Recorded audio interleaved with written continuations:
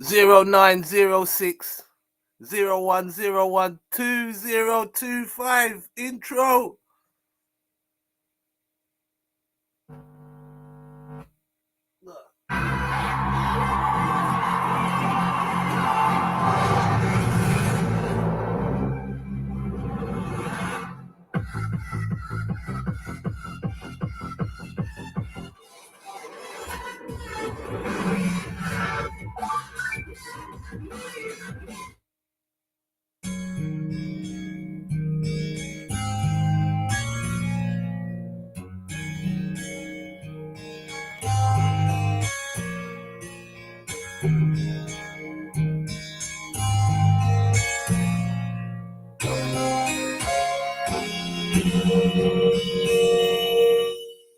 When I first saw you, I already knew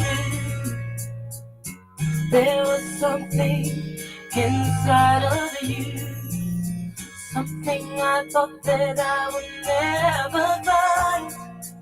Angel of mine,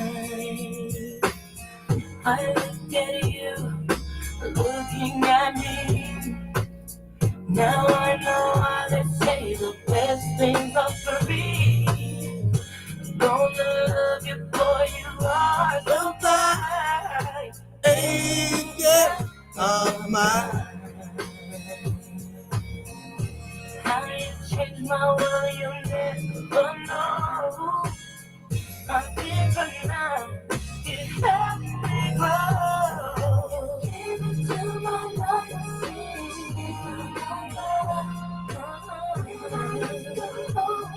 you show me love. I'm checking for you right on time. Angel of mine. Nothing is more than reason what we share. No one is so well can ever compare. It's like the way you move, still on my mind. Angel of mine. What you mean to me, you'll never know. Deep inside, I need to show.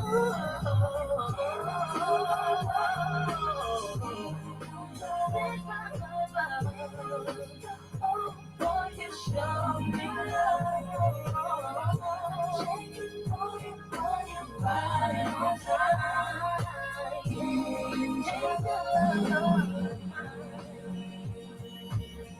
I never knew I could feel these moments.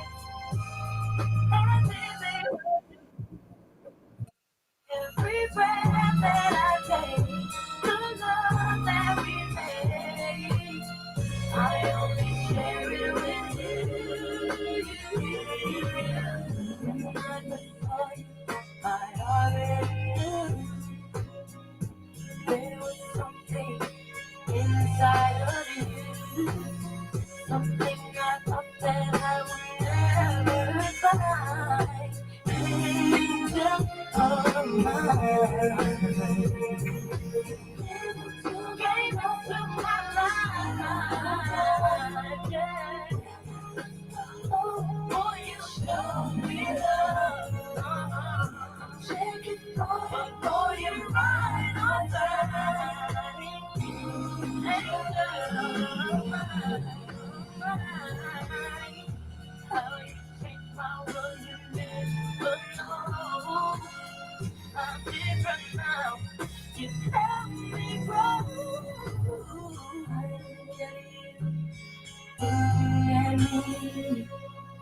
Now I know why they say the best things are free. Checking for you right on time. Angel of mine. Yeah, man. The other day I was at my uncle and he's playing the mixtapes. And that one stood out to me. Yeah, that one stood out to me. That one. Here, another one here. Another one. Hold on. Technical difficulties.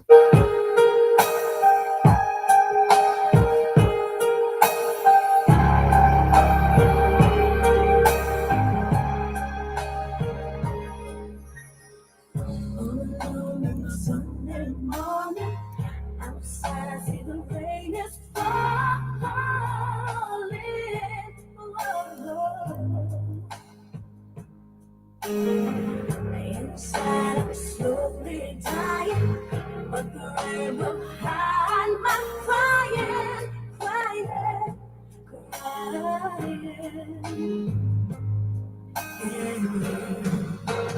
Don't you know my tears will burn the pillow? Set this place on fire, 'cause I'm tired of your lies. All I needed was a simple hello. But the traffic was so noisy that you could not hear me cry. I gave you my love in a day. My body never knew such pleasure. My heart never knew such pain. And you leave me so confused. Now I'm all tired.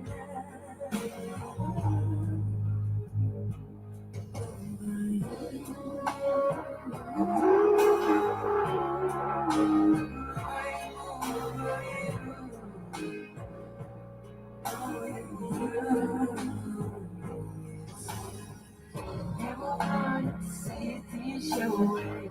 I had to go astray. Oh, why was I such a fool? Now I see the grass is green. Is it too late for me to find my way? How could I be so wrong? Leaving me all alone. Don't you know my tears will cause don't let something face. Why should I hurt you away? You are the one who left me neglected. Apology not accepted. Get me to the broken heart you collected. I gave you all of me. I was out tonight. You wanna make me sorry, so late. I don't know what to do.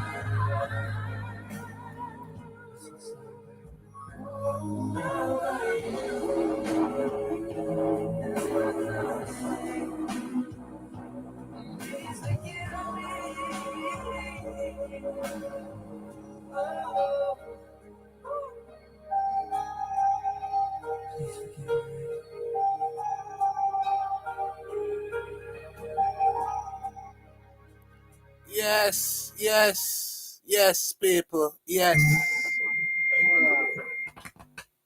Okay. Oh yeah, that was a good show. That was a good show. I'm going through my okay, it was a Sudanese thing. Okay. Sudanese. Where am I over here? So okay, that can go on one. Alright, so I got You said you're the best, but when I'm around, you're the second best. All you gotta do is try.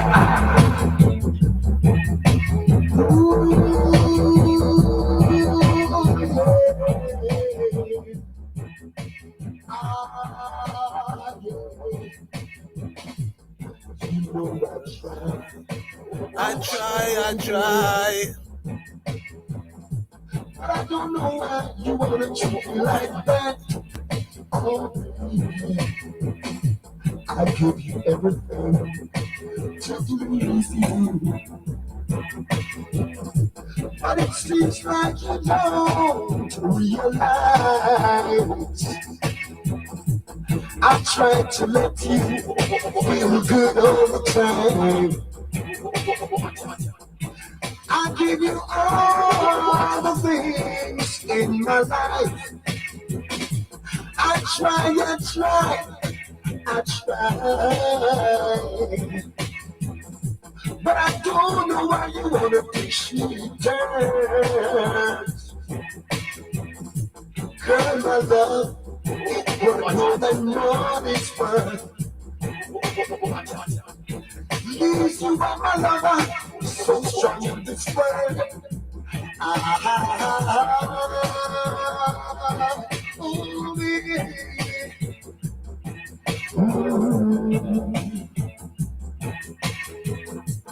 You know I try.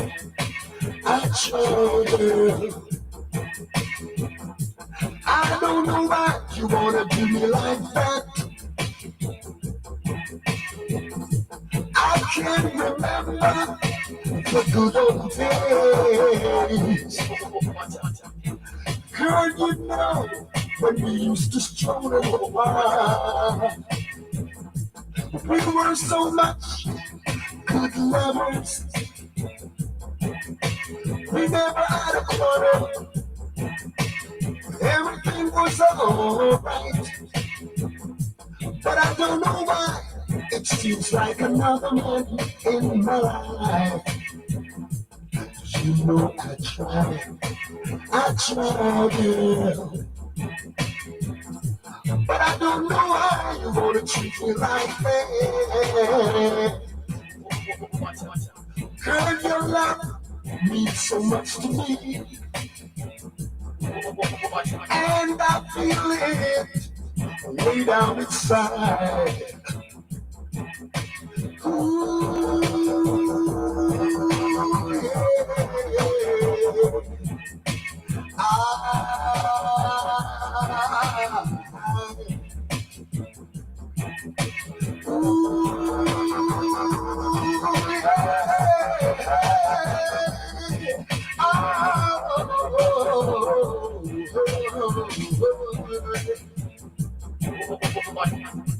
I can't remember the good old days when we used to love so much. Lord knows we used to kiss it out.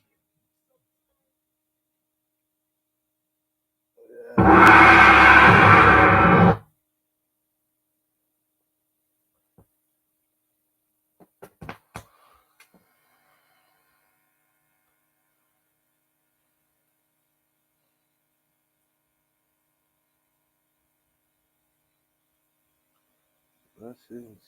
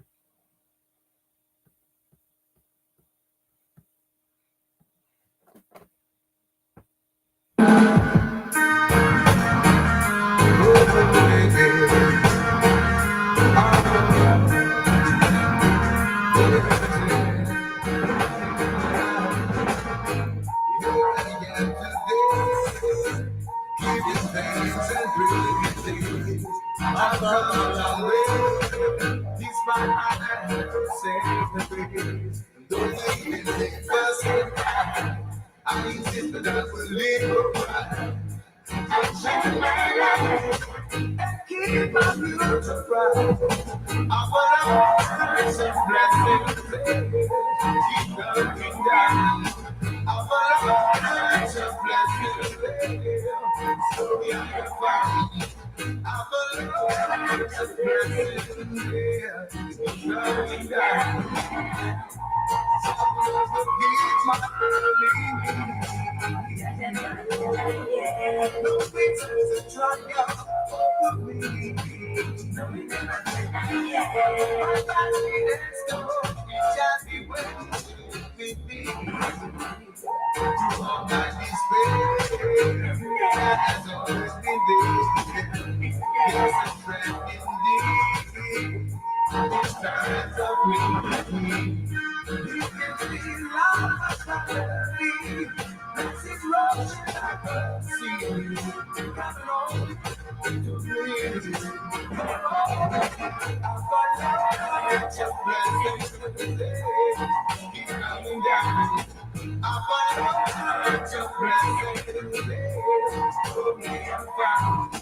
I've got your blessings, keep coming down. I've got blessings I found.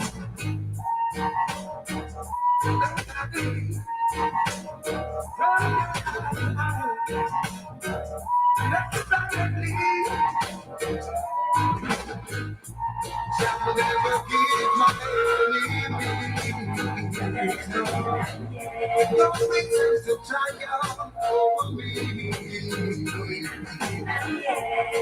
My basket and stuff everywhere with me.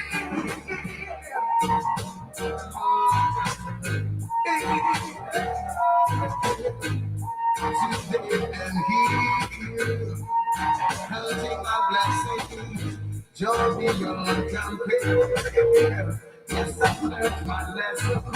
So good to be true, so wrong to be wrong.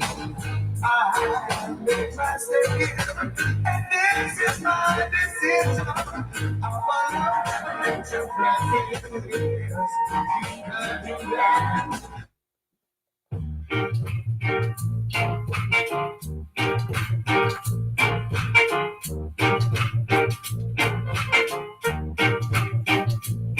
You don't care for me at all. Care for me at all. You understand. You make me feel so very small.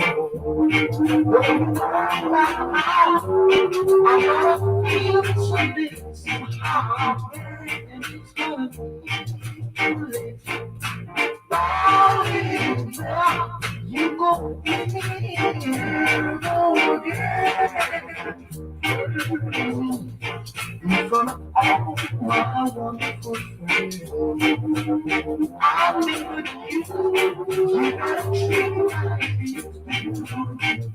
And it's gonna be too late. And I see you run, I see you run, and I see you cry,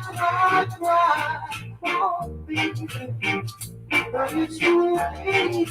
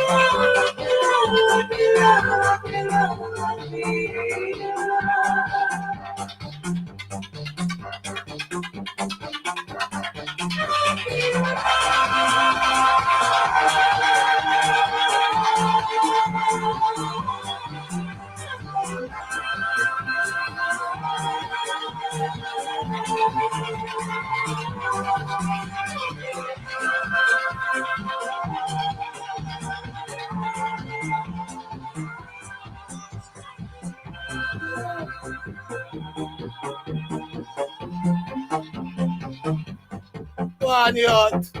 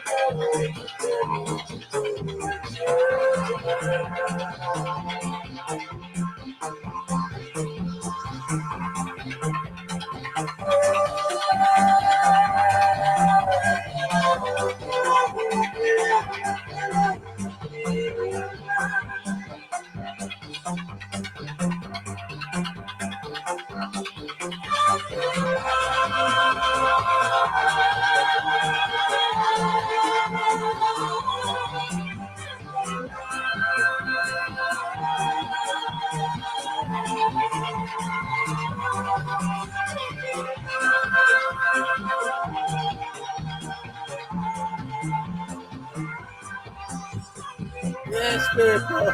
Yes. Yes. Boy, I tell you. Yeah. Matic. Yeah. Easy, Donna Summer. Ace. Yeah, Donna Summer, man. Yes, yes, yes. Wow. Wow. What a lass. What a lass. Yeah, man. Donna Summer. You know, one thing, I always see these coaches. I wonder, where's all the women? You never see the women, man. Like, what one? You never see no women. You know? Uh, boy, I grew up with my sister, so there's no way I could, imagine, growing up with, like my mum and that, and no, a lot of them Muslim countries, you don't see none of the women. You know, you don't say well. Same in the Judaism. You very rarely see the man and the woman together. Yeah, right. You very rarely. I find that very odd. Always find that odd myself. I find that odd. Let me get my laser beam ready. Right.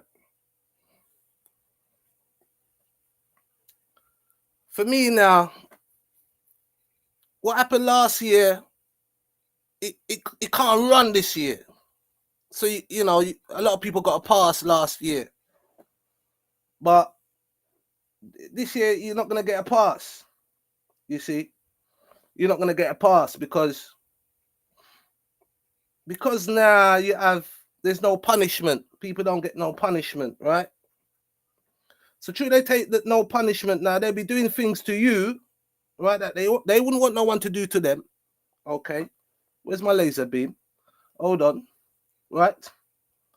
Yeah, I have to bring my laser beam out. I used to be the rifleman, but you know what? I just step up. I just step up. Right? I step up. Hold on. I step up. Yeah. And I draw for my laser beam. Bluetooth mode. Right? I draw for my laser beam. Right?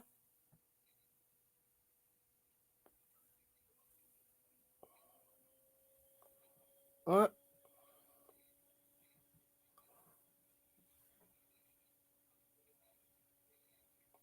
I have to draw for my laser beam, man. We're in there.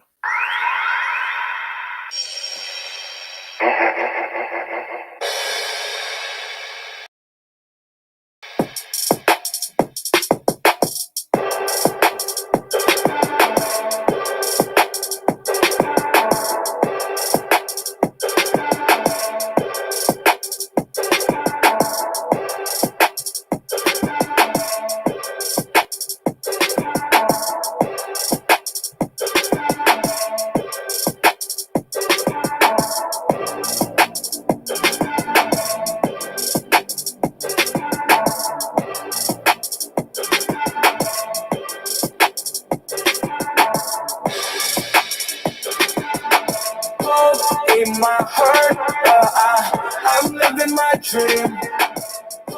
In my heart, I'm living my dream. In my heart, I'm living my dream. In my heart, I'm living my dream. In my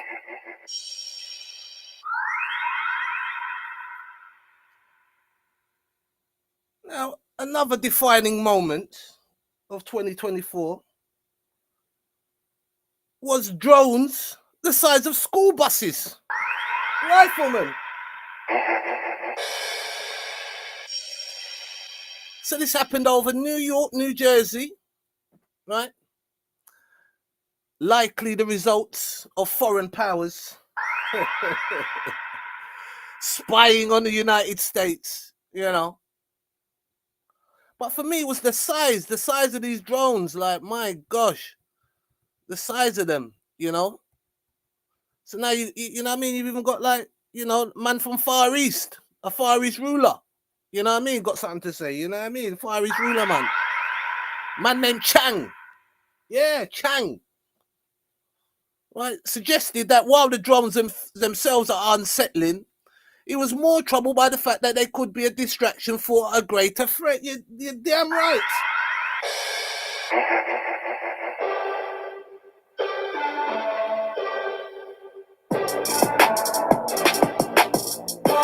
In my heart, I'm living my dream.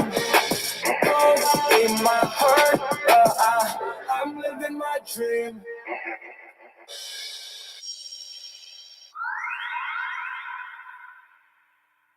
Right? So if America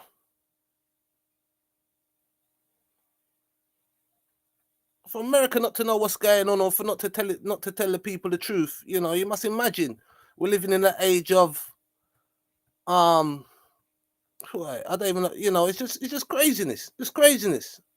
Right? You just don't know what to believe. Yeah? It's a shakedown. The size of those, a drone the size of look at this. I mean, what the hell is that?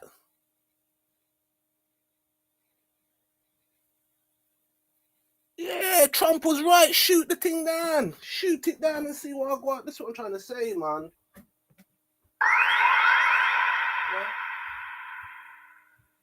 They're talking about Trump. That's all they can do is talk about Trump. Right? All they can do is do shows about Trump, do shows about the Republicans, and never once would they do a show about Harris and the failures. Right? That's why you can't take these people serious. These people are one-sided. These people are biased. They're not trustworthy. Yeah? They're traitors. That's what they are. And when you tell them that, they don't like it. Or when you're pulling them one side, say, yo, bro, like, nah. You know, I'm not saying that I'm right, but you understand? I'm not saying that I'm supporting Trump or nothing like that. But all you do is go on about Trump. You never go on about Harris. That's why they lost. More focused on him than correcting what they done wrong. Laser beam. What happened last year ain't gonna happen this year. Some people's collars are gonna get felt this year. Watch. Yeah. Yeah, because they're so dumb and stupid, they're gonna come and think it's last year. You understand? Oh, it's a new year, you might have forgot. I ain't forget nothing. I remember everything. This Christmas period, I don't celebrate Christmas, but you understand? That got messed up. Right? I made plans, right? To have something to eat. That never happened. Then I go take myself down to my uncle's yard. And as soon as I go there, the man disrespecting me. As soon as I walk through the door with negativity. And then the worst thing this man done, right, is start to disrespect me in front of someone else. And I don't mind if it's, you know what I mean? I never like that. I never like embarrassment. I never like that as a youth growing up. I never used to like that. And I always used to disagree with that. If you got something to say to someone and you got a crowd of people, you draw the man one side. You show him a little respect. Say, look, you know, and say what you got to say. Right? Say what you got to say.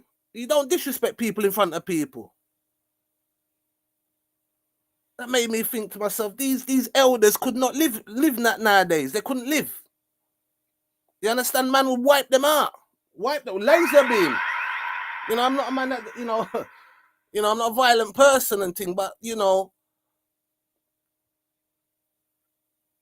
well, I lived in Jamaica for a while. So I know how certain people deal with people, you know what I mean? And after times, you're thinking, oh, how could that happen? But sometimes things happen to people for a reason. Because you know what? Some of these people, right, they be moving like they can treat you in a way that they don't wish to be treated. And that's not fair. Do you understand? So I just get out of there. Celebrity, get me out of there, man. Do you know what I mean? No time for it. You think I'm gonna carry that into the new year? You need to park that up. No. Just avoid me. You know what I mean? Just avoid me. Best thing.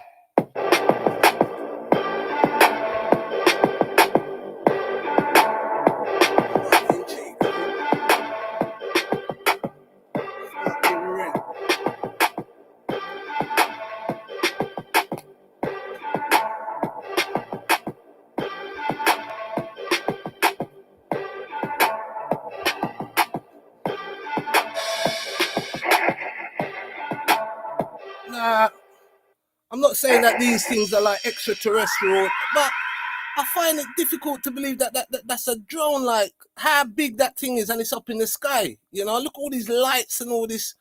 And the worst thing for me is like you're not getting no answers from like the top dogs. You know, riflemen. You know, they're not saying nothing. They're not saying open to interpretation kind of thing. You know what I mean? What's this one? Roger. Look at this. What's he done here now? So China man, Welcome back. Mysterious drones continue to fly over New York and New Jersey with few answers coming from the Biden administration. How is it possible that the Pentagon doesn't know? You see what I mean? You see what I mean? They're too busy telling you about Trump. They're going to go and do shows about Trump. If Kamala Harris and Biden was so great, why don't you do a whole like 24-hour stream? I would do if the woman was so great. But to be honest, she deserves supporters like yourself, fake supporters, because you're not for America. No, you're not. I don't know what you're for. You see? Right? You deserve someone like Kamala. You know what I mean? It's a shame. It's a shame that you didn't get your wishes. But the problem is the continuation of the BS. You understand? It's got to stop now, man. The tide is turning, you see. Right? The powers are sorting things out. It's just showing you like the next phase coming in. All this rubbish, all this foolishness ain't going to continue. Mad. It will. But in certain places, that ain't going to happen. So you're going to have to stay in your area. And you know, some people going to stay in a certain area.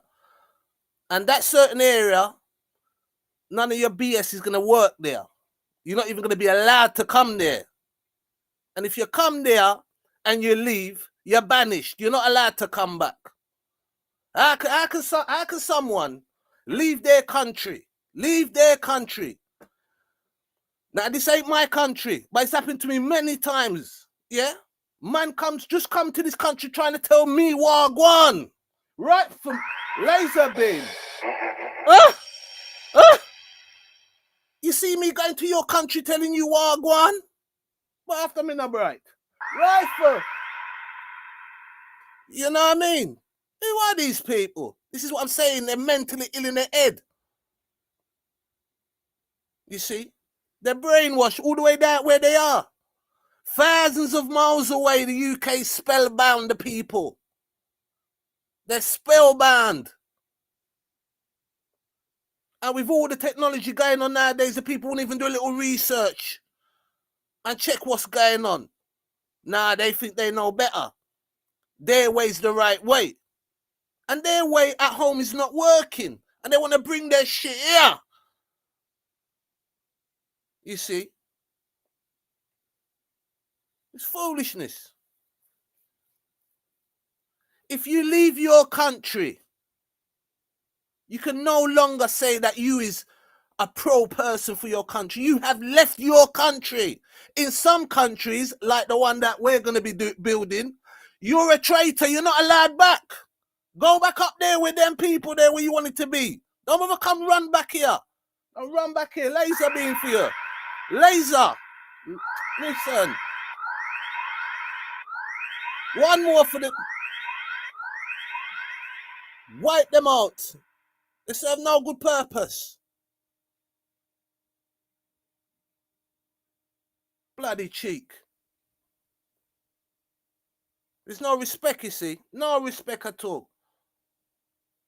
And the worst thing is, you're trying to reason with someone and, you know, you're not saying that you have to believe what I believe. I'm not saying that. No, far from it. But when they talk, you must do what they say. You must listen to what they're saying. And they ain't done fuck all in their life. Nothing. Especially a lot of these elders, man. They let down the youths. They wanna blame the youths all the time. How can you blame the youths? You bring the youths here and you don't even business with them. You're more business with yourself. Laser beam for you. Laser again. Laser. What? You idiot. Big time. Hey, yo, bro, I tell you, you had a golden generation. You had a golden generation, yeah? Like my grandmother, they were, you know what I mean? There's some good people around, you understand? But in some ways, not due to their fault, you understand? They never really educated or had the chance to kind of, you know, right? And maybe they didn't want to change. Especially like places like Jamaica, it's very difficult because the people are spellbound, you know, after slavery, right? Then they come with a religion, right? Right?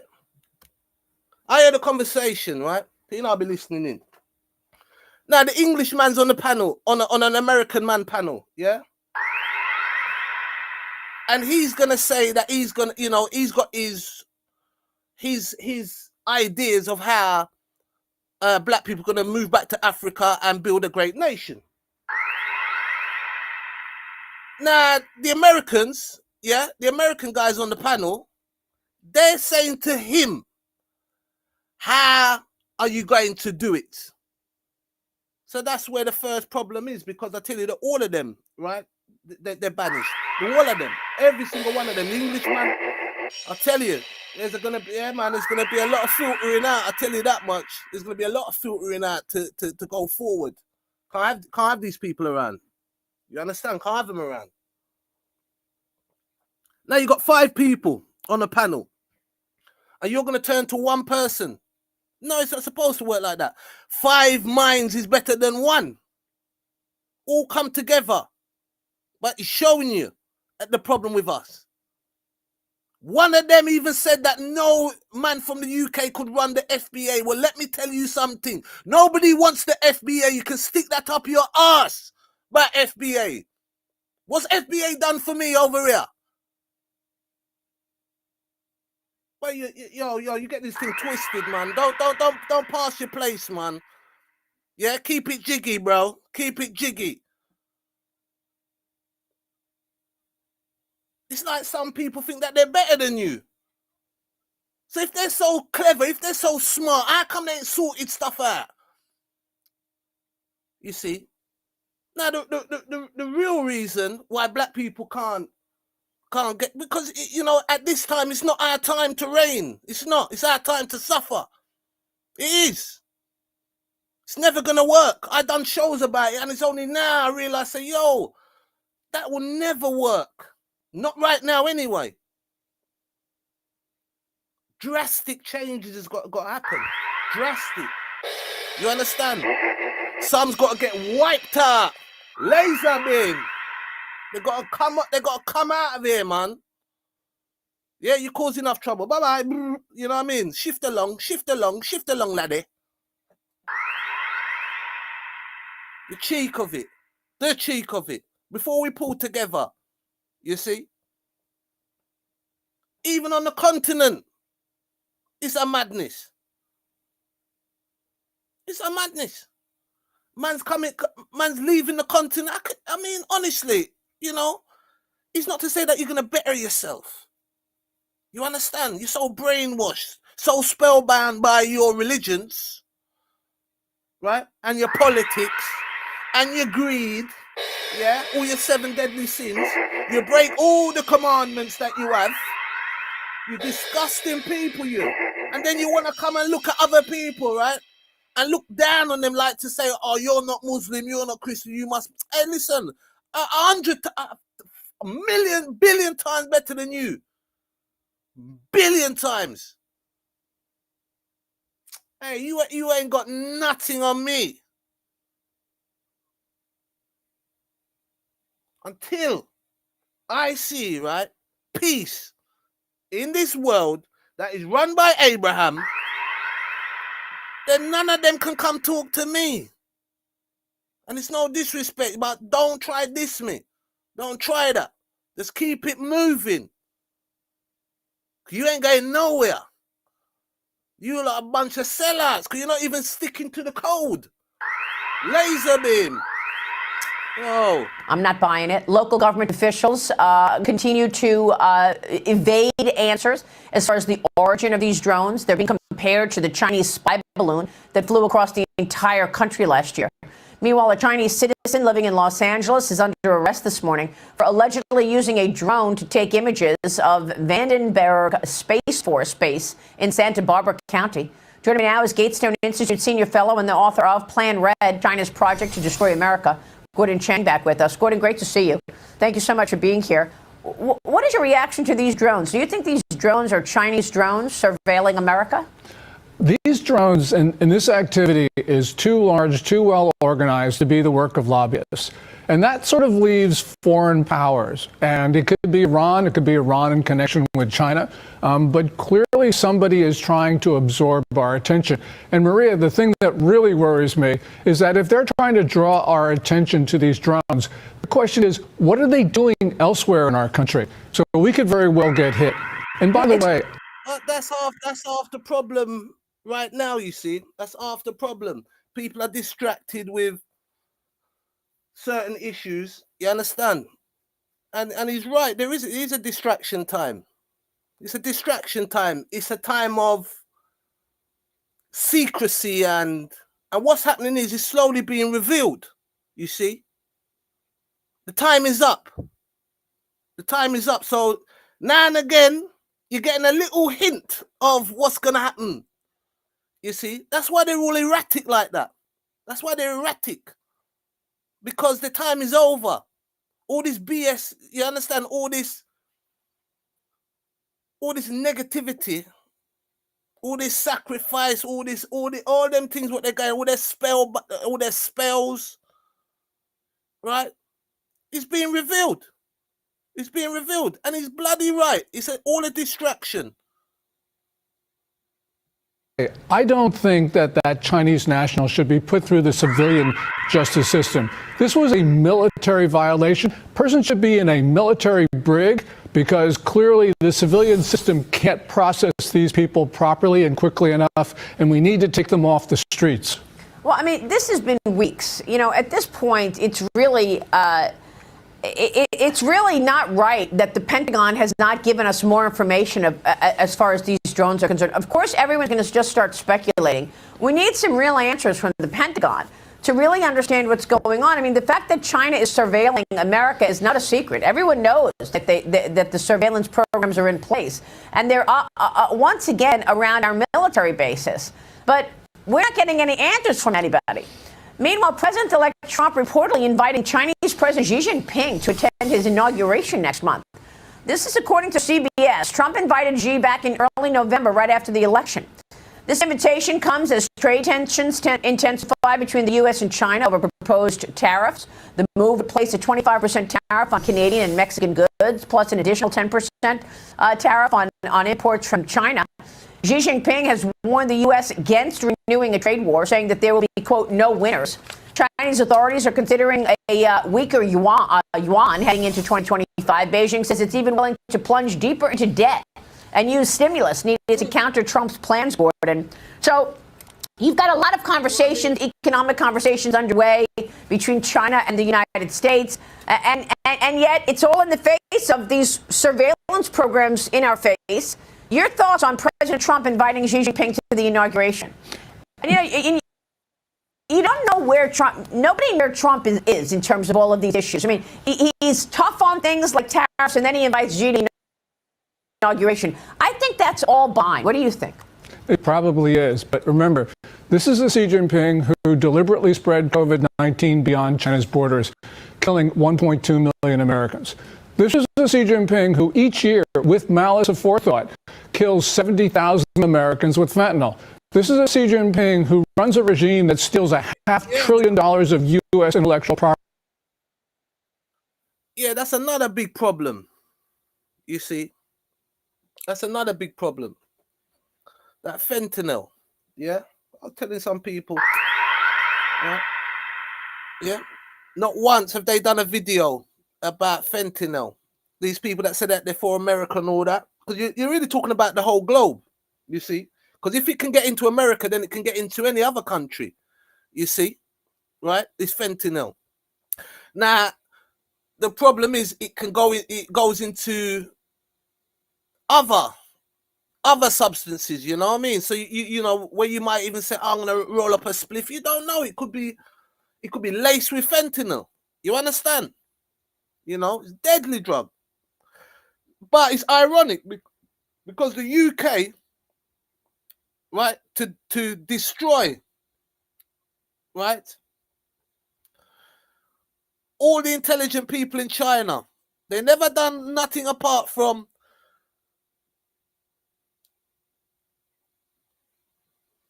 they just let go heroin over there, right? They call it opium. And they had all the scholars smoking opium and destroyed China. You think China forget that? You think China forget that? Listen, remember something about China, yeah?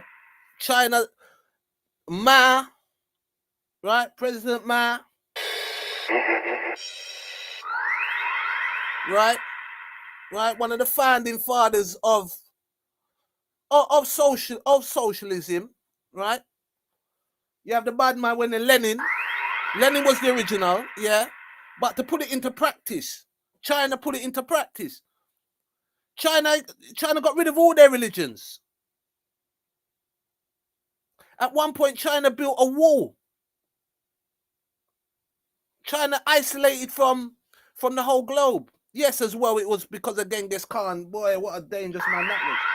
Right? Genghis Khan, who is the father of the Russians. Right? The real Russian is one of them man there. Will look like them. And Russian, they know it. They know it. Even Putin's got a little look of it. You can see it. Got like a Chinese in him. Yeah? Remember the Hindu. Them burnt the white man. Yes. Yes. Straight hair people. Yeah?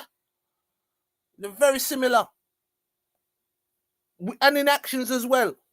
Very similar. They're wicked.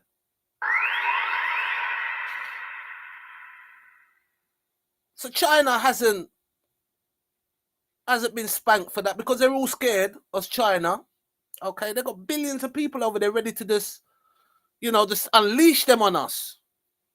Yeah? Plus all their technology, their drones. With their technology, I think that what they do with the technology, I still think they're behind. They may make, I mean, Japan is a great innovator, but they're still, I would still put them behind the Western powers, right, within technology of warfare on that scale of like total annihilation, right? It's a bit of a long one there. Right, so when they put the rocket up, it might go sideways. You understand? It might not reach. Yeah? But yet still they got all the money, right? All the money they got no one knows how much money these people have got. And what they do is they work off espionage, you see? Right?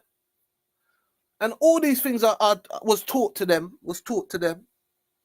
Yeah, maybe, you had man like Sun Tzu, the art of war. You understand? So in a way, the Western powers are not the originators of warfare. I wouldn't say such, but they like to war. They're very tribal. But But China hasn't been punished for what they've done, and that's during 4 years, right? So all those that support Kamala and all that, what happened to China? You see, Trump come straight in, said he ain't gonna eat that can't. Not once have I heard them talk about the fentanyl or killing off the people them over America. Then you might as well be dead, because you know the way it hooks you on, right? And also the other ripple effects of what goes on. You see, because your life is okay, you think everybody. It's not that way. You always got to think of the other side, because we're all one-sided. You see? We have a one-sided business. It needs to be on an equal basis. You got to weigh up the odds. You can't just look at one side of things. You have to look on the other side of things. Now, fentanyl's a problem. And if China's dealing with, we've got to sort that out. You understand? You've got to sort that out. And yes, every action causes a reaction. Understand that. But let's give Trump, at least he's trying. At least he's trying, because the people that were in before didn't do nothing. Property each year. This is a Xi Jinping who flew that spy balloon over our country last year, over our nuclear weapons sites. The question that I'd like to ask is, regardless of what Trump's strategy is, why did we invite such an individual to the inauguration?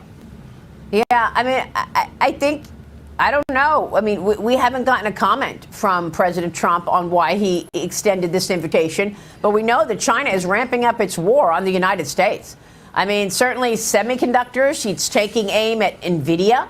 Beijing launched an antitrust probe into the U.S. chip maker just 1 week after Washington curbed China's access to high-end semiconductors, Gordon. Look, they make chips in Taiwan. Is that why China is doing what it's doing? Your reaction? Well, first of all, with the attack on NVIDIA, really this shows that there's no rule of law in China. They're just doing this in retaliation for what they don't like that Trump might do to them. So clearly, the Chinese, they complain about decoupling. Well, the point is that countries and companies are leaving China because of what China is doing. There is a sustained assault on American and other foreign companies. And these companies need to get out of there for many reasons. And one of them is that China is determined to destroy their businesses. Yeah, and I think, people understand the CCP tactics. You wrote an op-ed this week where you say China is targeting Morocco to control the Mediterranean and global trade. Put it down for us, because I don't know that people understand the tactics used globally to corner markets that the CCP does. Yeah, Morocco is a trade bridge connecting 3 continents. It has the only U.S. free trade agreement with an African nation. It is a member of the EU trade agreement and part of an African trade federation. So clearly it is very important for Xi Jinping, who needs to export more to the world, and he can do that by getting inside Morocco and thereby avoiding the tariffs that Trump's talking about imposing on Chinese goods that come directly from China. So Morocco is critically important for us. It is the first country in the world to extend diplomatic recognition to the U.S. You see? You have to, shout out to Xi Jinping. What do you mean? The man wants to, that's what you want from a leader. Nah, I mean, no one in China probably can say anything to him. And that's how it's supposed to be. You're not supposed to disrespect your leader like that unless you got, can't just come out and say that. You got to have punishment for that. Well, whether or not, if it's true, then fair enough. But he's for China. Suppose if he was like, say, for an example, for the Americans or the Australians, or I don't know, right? Someone, on a different race. It's odd. But I tell you why it's not odd with black people. Black people can go around and like adore or serve other people and will never serve themselves. You understand? And even when we have our leaders, the leaders, right, The Africans are the richest people. Elon Musk is an African. He's born in Africa. He's the richest man on the planet, they say. Yeah? Well, I believe that there's richer man than him. I know that for a fact. There's richer man than him, but they just put that on paper. But he say he's white. Say if we say a black man, then there's some rich man down there in Africa. Is it Dangote and all that? Super rich. And you look at it, don't share the wealth. You see, they have Swiss bank accounts. Right? So now this man's in Morocco. You see, they're very clever. Very clever. You got to keep your eye on these people. You understand? But you got to keep your eye on our people too. Because they're in bed with them. They're in bed. The Chinese say, yo, here, watch this. Here's 300 billion yen. Where's my laser beam? Hold on.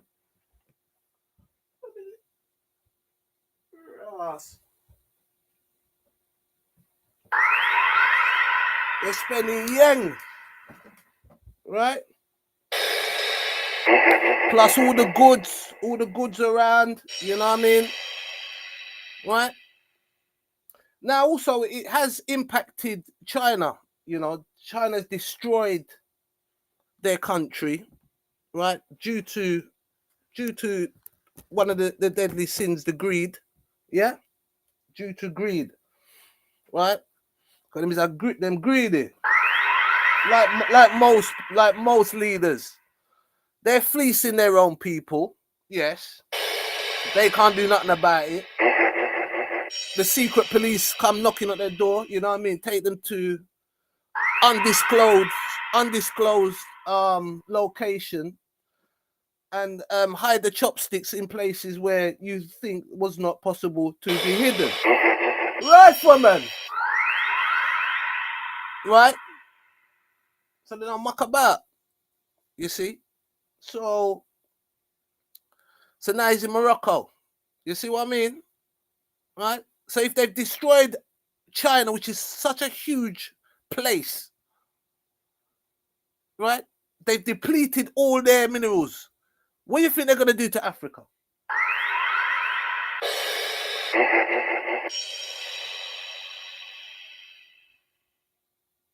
They're going to do exactly what like everybody else does. Abuse Africa.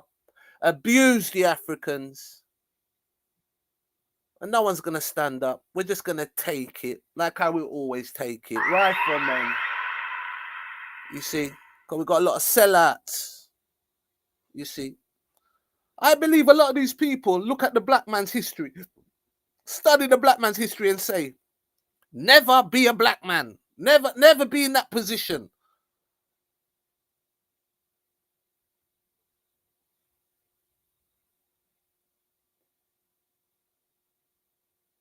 We got to keep them down.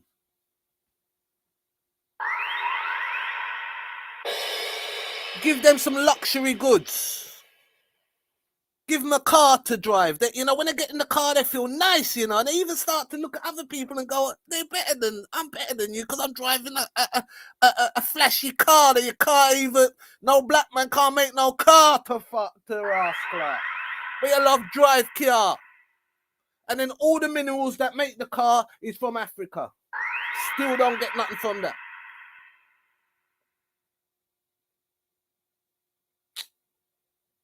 Useless people.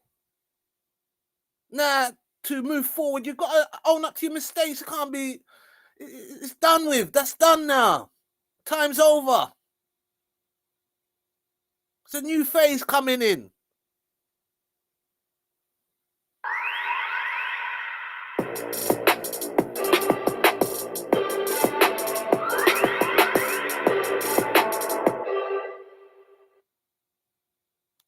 In my heart, I'm living my dream. U.S.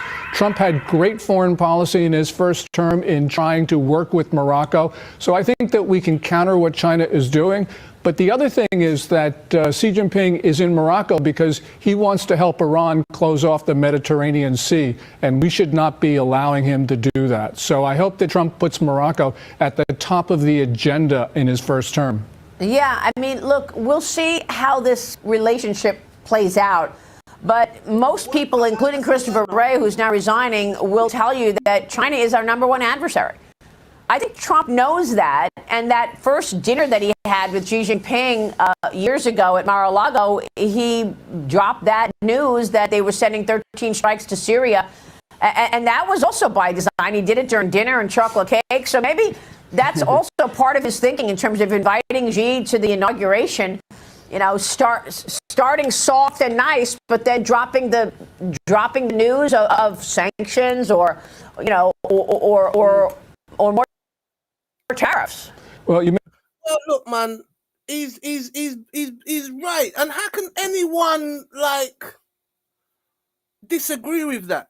For an example, if it is true that America is paying too much in tariffs, wouldn't you want that to be? Wouldn't you want that to be looked at least, to be investigated?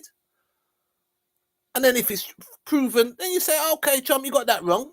But hey, anyone can make a mistake, because for the last 4 years, you've been loving the mistakes. You see? You've been rewarding failure. That's what you do. You reward failure. Rifleman.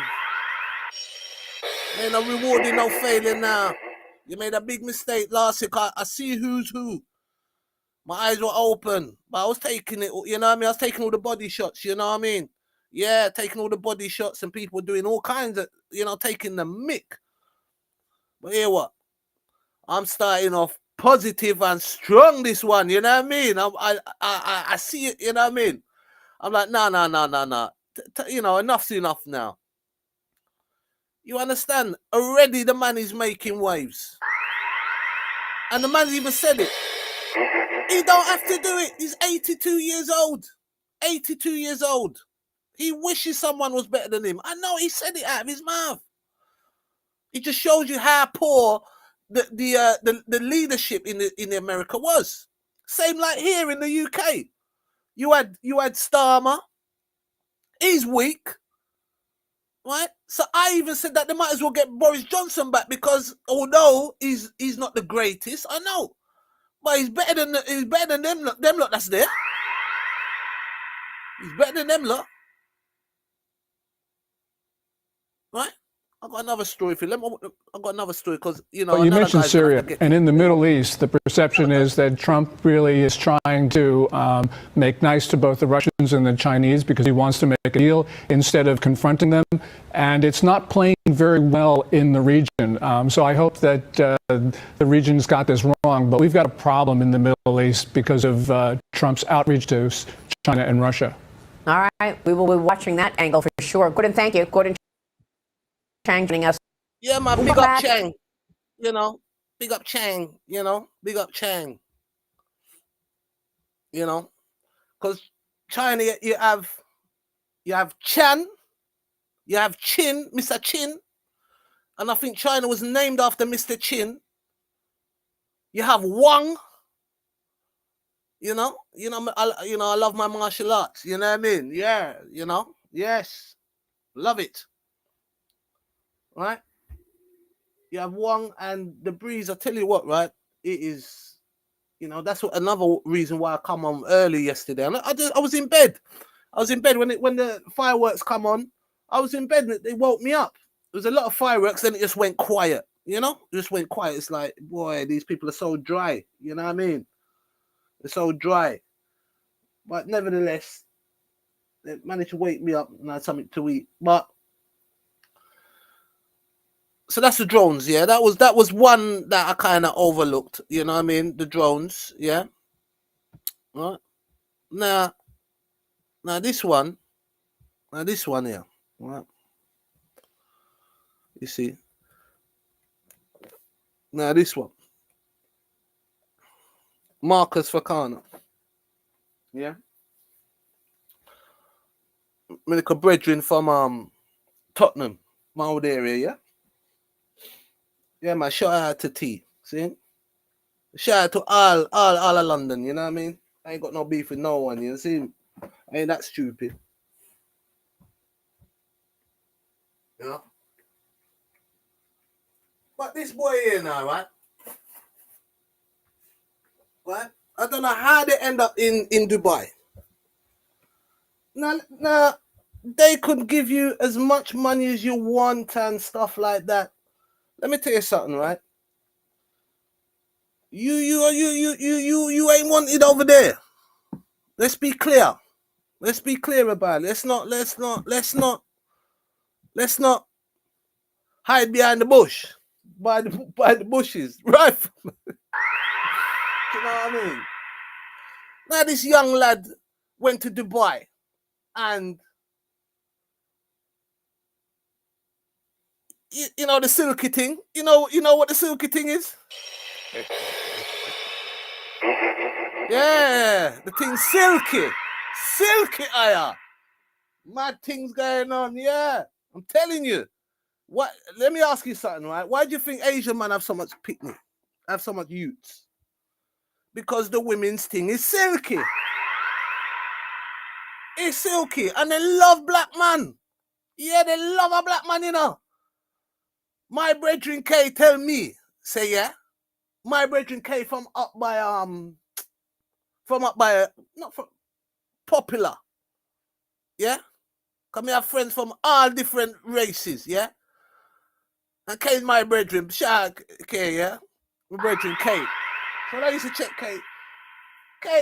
K sit down in the car, he's like, hey Jay, you know that, a black man founded Bangladesh? You see? So I just sit back, you know what I mean, light up my spliff and like, yeah, like, you know what I mean? I'm like, rotted. You see? So they know that. They know that. And truly, you can't get a much, I mean, people are, you get people of all races have great people and stuff like that. But man, come on, man, the black man is a great specimen of the what they want to call a human. They're a great specimen. Great. Do you know that? Do you know that? Half the time is jealousy they're working off. Jealous. But we're so foolful we ain't got no race pride. No race pride. Now this brother, the young brother, now him gone take himself to Dubai. Now these people don't like black people. They don't like you. And especially now they got money. I've heard all kind of stories. Think I don't hear them? All the girls that are going over there and letting them abuse them for money. Disgusting. Right? All kind of things going on over there. Right? Considering when it comes to black people. Yeah? And another thing you have to look at. Why all them refugees don't go to them countries there? You know why? Because they'll get the laser beam. Yeah. They just turn the laser beam on them. It's like, passport. No, seek asylum. Oh, okay, buy that wall, with the 100,000 of the rest of the people. Okay, camera's coming on, smile, laser beam. That's why they don't go there. You see? But because we fall in this trap so many times, right? We get spellbound so easily. Right? Spellbound so easily. Right? So now this young youth, he seems a good looking youth, you know what I mean? Ken Rowan, you know what I mean? You know what I mean? He's out with his family and, you see a silky thing. Yeah, you see an Asian girl. And she must have given a little wink. Wink at him, or they might have been at the table. She's there trying, pushing her foot up by the man's crotch and all that, get the man excited. You know what I mean? Right? And the thing stand up. You understand? The reptile. It happens.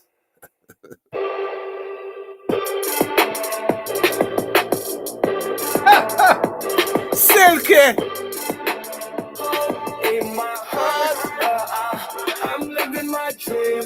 silky, bruh. In my Terrible. heart, I'm living my dream. Just check them Asian man there. They have a whole heap of youth.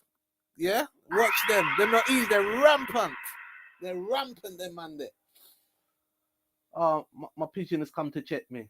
You see? Yeah, my happy new year to the pigeon, you know? He's getting blown away, though. Well, he's doing well. He's still standing on the scaffolding, which has been there for how many years. But, right. So, obviously, chemistry, you know? Some chemistry happened, and in the words of my brethren Tarky, he said something funny the other day, right? Tarky Nunupu. He said, he like lied her down nicely. Lied her down nicely. Yeah, you know? All right, so they become intimate now. Now, to some people, right? It's not maybe that just the initial embarrassment of the parents. They may couldn't let that slide, you know, or they will try to, all right, don't do that again. You understand? But within like the Asian community, right? You know, certain they hold on to certain laws, and you know, the community would have a problem with it. You see, if you go sleep with a black man, yeah, and get caught, right? I tell you what they can do. The Turkish man did the same thing. I see the Turkish man did the same thing. They don't play around, right? They don't play around. I see the Turkish man did the same thing. They invite the girl, right? They lock her up in the front room, yeah. Then the uncles come around, the brothers come around, yeah. The dad come around, and they kill the girl, roll her up into the carpet, take her down to the police station, and say my daughter's in the boot. I killed her. Yes. Yeah. Right. And I don't know how many black men get mashed up over that. But there must have been a few black men must get mashed up. We don't know about it, because depending on who it is, if it's the Asian or especially the Turkish, you know what I mean? They don't, you know, they're mafia. You understand? They're mafia. Depends who you muck about with. Shout out to the Turkish massive. You know what I mean? Right. So, nevertheless, this happened. Now I don't know what the boy's doing over there, and I don't know what black people. You need to stop going to that country. Leave them to it. You start build up your own place. What you know? What is it? What is it? Wherever the money is, you have to be running there. I heard a lady the other day. She's going about Dubai. She's saying, "Don't come to Dubai. It's so expensive." I'm like, "Well, love, you know what I mean? You're Nigerian, right? You're Nigerian, and you've gone. You've gone to Germany, and then you went to Arab Emirates, right? And the rent is expensive, and jobs are hard to find. I mean, like, you know what? You're so clever. You're a businesswoman. You didn't know that before. I mean, how does our successful people still like are so brain dead? You know, it's not green on the other side. The grass is not green on the other side. It's not. It's not. Come on, man. This is like child's play. This is like child's play, man. This is like child's play. You understand? So I hope he learns a lesson from this. You know, I mean, look, you should be allowed to go where you want. I understand that, but you know, it's not a fair times now. It's not equal time. You understand? Right?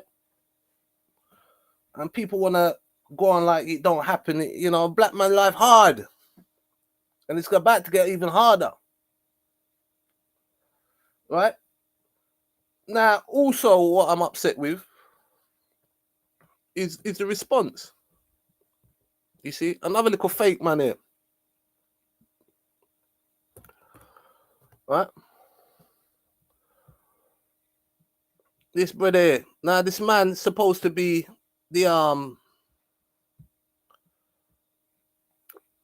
the foreign secretary.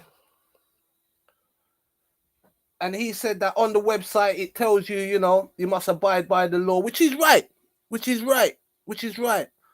But saying that, he also said that he called President Assad a rat.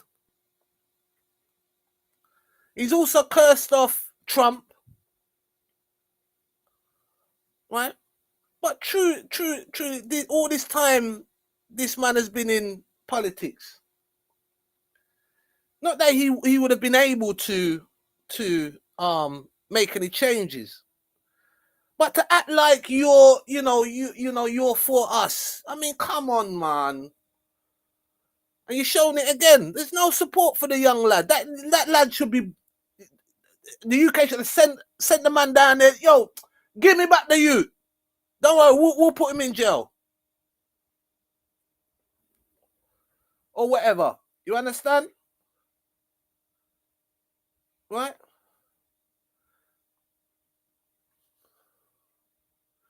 So what are they saying? Oh, they're not sleeping with children underage? What? Them Arab man there? Listen. And the young boys? Come on, man. They're not doing it? But they get away with it, but you go and do it, you're not allowed. Especially you're black. You're bright. Yeah? Just showing you how the people ain't got no respect for us. So you don't go there. You stay away from these people. Until they learn some respect.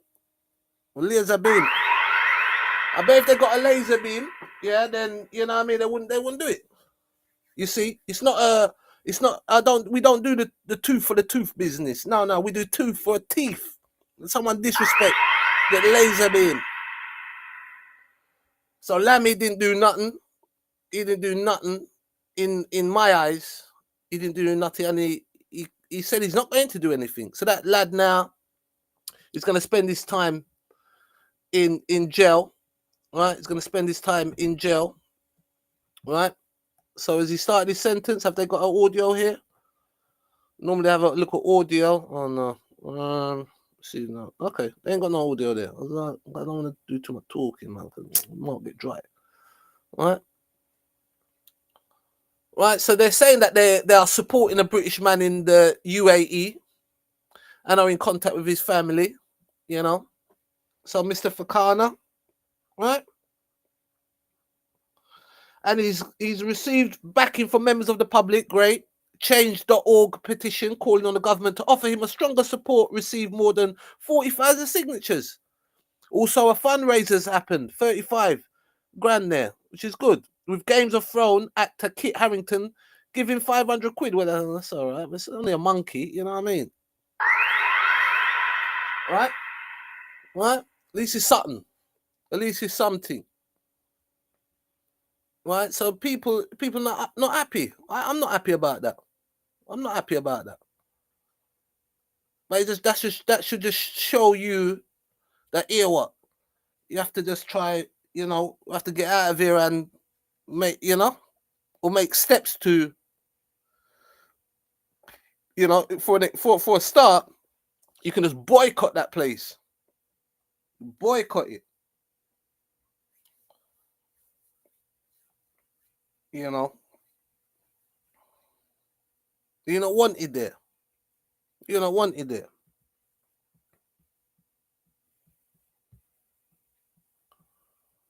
You know. And then man, they love blonde girls and all that, you know, and they love black girl too. You know what I mean? Everybody loves a black girl. You know what I mean? Prettiest girl upon the planet. Pretty. Well, yeah. They love a Barbie. So Barbie come out, didn't it? Barbie come out. Barbie come out. Barbie come out. Barbie. Right?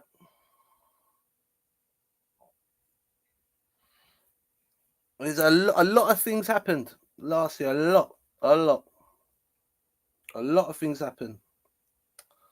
Right? Now this thing here.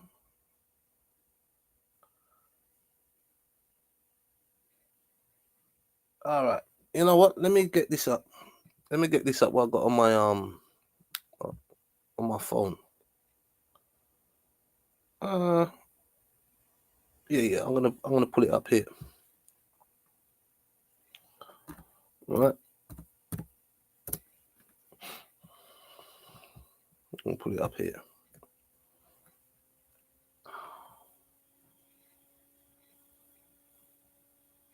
All right. That one. Yeah. 8 charts. So Sky's done 8 charts, yeah? 8 charts. Right.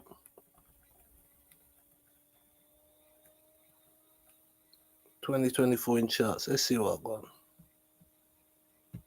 To build the electric vehicle of the future, you need partners, mining partners, technology partners, education, supply chain, I need to use the energy. W. What if one partner could do it all? That partner is Ontario, Canada. With all the critical minerals to make electric vehicle batteries, 65,000 STEM graduates per year, industry-leading IT clusters, a fully integrated supply chain, powered mostly by cutting-edge low-carbon energy sources.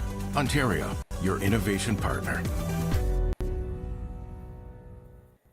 2024, what a year. Let's look at some of the charts to tell you the story about where we are and where we've come from. Interest rates were cut. So finally, after the cost of living crisis, they came down from 5.25%. 2 big cuts there, so half percentage point cuts. And the expectation is they're going to continue to go down in the next year. But here's what's interesting, okay? Before the budget, they were going to come down quite a bit. Okay, so you're talking about getting down to 3.5%, actually below 3.5% in the coming years. Now look at how those forecasts or projections changed after the budget. So the budget changed a lot, okay? So it changed the amount the government wanted to borrow. That had a bearing on how much the Bank of England was likely to cut interest rates. But also, it changed the amount that the government is planning to raise in taxes in the coming year. This is showing you the tax burdens. So basically, how much tax we're paying across the economy. So all kinds of taxes as a percentage of GDP. Back before this budget, the previous government, it was going up. It certainly was going up to a really high level. In the manifesto, the Labour manifesto, they suggested they would raise taxes a little bit more than the Conservatives were going to. But look at what actually happened. Okay, so that was the manifesto pledge. Now look at what actually happened. A much bigger increase in taxes than was signalled in that manifesto. Now, Labour say that's partly because of the black hole in the public finances they discovered. But either way, it is the highest tax burden that we've had on record, the highest on record, and it's going to be interesting to see how that evolves in the coming year or two. Back to that election, though, I mean, if you're looking at this in data form, there's 2 really striking things about this. First of all, you know, this was a massive landslide, so more than 400 seats won by Labour, biggest since the kind of Blair, the glory days of Tony Blair. But here's the thing, if we take those bars and we're just looking at all the election results going back around about a century, and we look not at the total number of seats that were won, but at the share of the vote by each of these parties, have a look at this, okay? Actually, look at that red bar there. That is the lowest share of the vote. So a lot of seats won, but lowest share of the vote that we've seen for any majority government going back all of this period. So that's quite striking just in terms of the disparity of those 2 charts. Another thing that's worth just focusing on, because it was an issue at the election, it's an issue after the election as well, is net migration. So a year ago, we thought that, or rather the Office for National Statistics thought that net migration had peaked at just over kind of 750,000. So that's 750,000 more people coming into the country than leaving. Since then, those numbers have been revised, actually once and then twice, with a massive change, a massive upward revision. Now, the estimate is that it's just nearly 1 million, so 906,000 in the year to June. So net migration, a massive issue. Of course, there's been so much focus on, you know, what is it that's driving this? A lot of stuff in the headlines about small boats, those boat crossings coming into the channel. But actually, if you look at it as a percentage of what we're talking about here, small boats is really quite small, much smaller than other asylum routes, smaller than other family routes, smaller than study and work. And it's study and work that are the main explanation for higher migration. Final topic to talk about here, because it's something we've been focusing on quite a lot at Sky, is the reality of the sanctions regime. We have found that sanctioned items, these are the kinds of things that you can be used to make weapons, that were going into Russia. Obviously, sanctions came in when the war began. That went to basically 0. They're still actually going into Russian neighbour countries, okay, so in the Caucasus and Central Asia. And those kinds of things we know are finding their way across the border. And what kind of things are we talking about? It's drone parts. Look at this. This is the kind of the change in the kinds of items we're talking about. It's drone parts, it's telephone switching equipment, it's radar devices as well. All of these things going from UK companies towards the Caucasus, towards Central Asia, and we know they're ending up in Russia as well. Ontario has all the partners you need to make the electric vehicle of the future. Industry-leading IT clusters, 65,000 STEM graduates per year, and all the critical minerals to make electric vehicle batteries. Ontario, your innovation partner.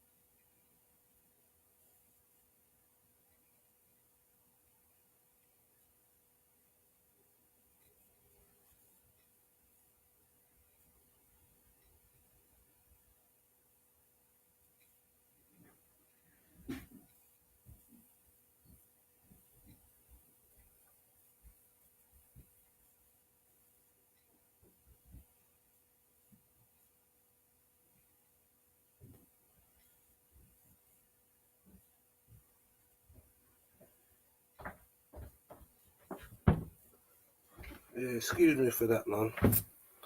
Damn. My back.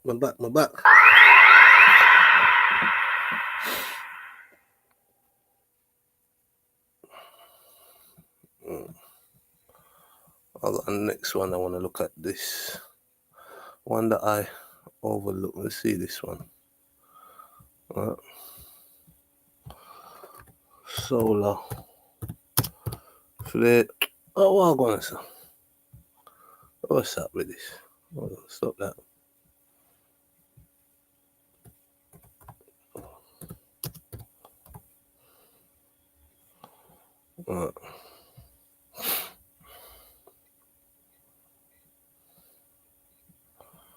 Let's have a look at this.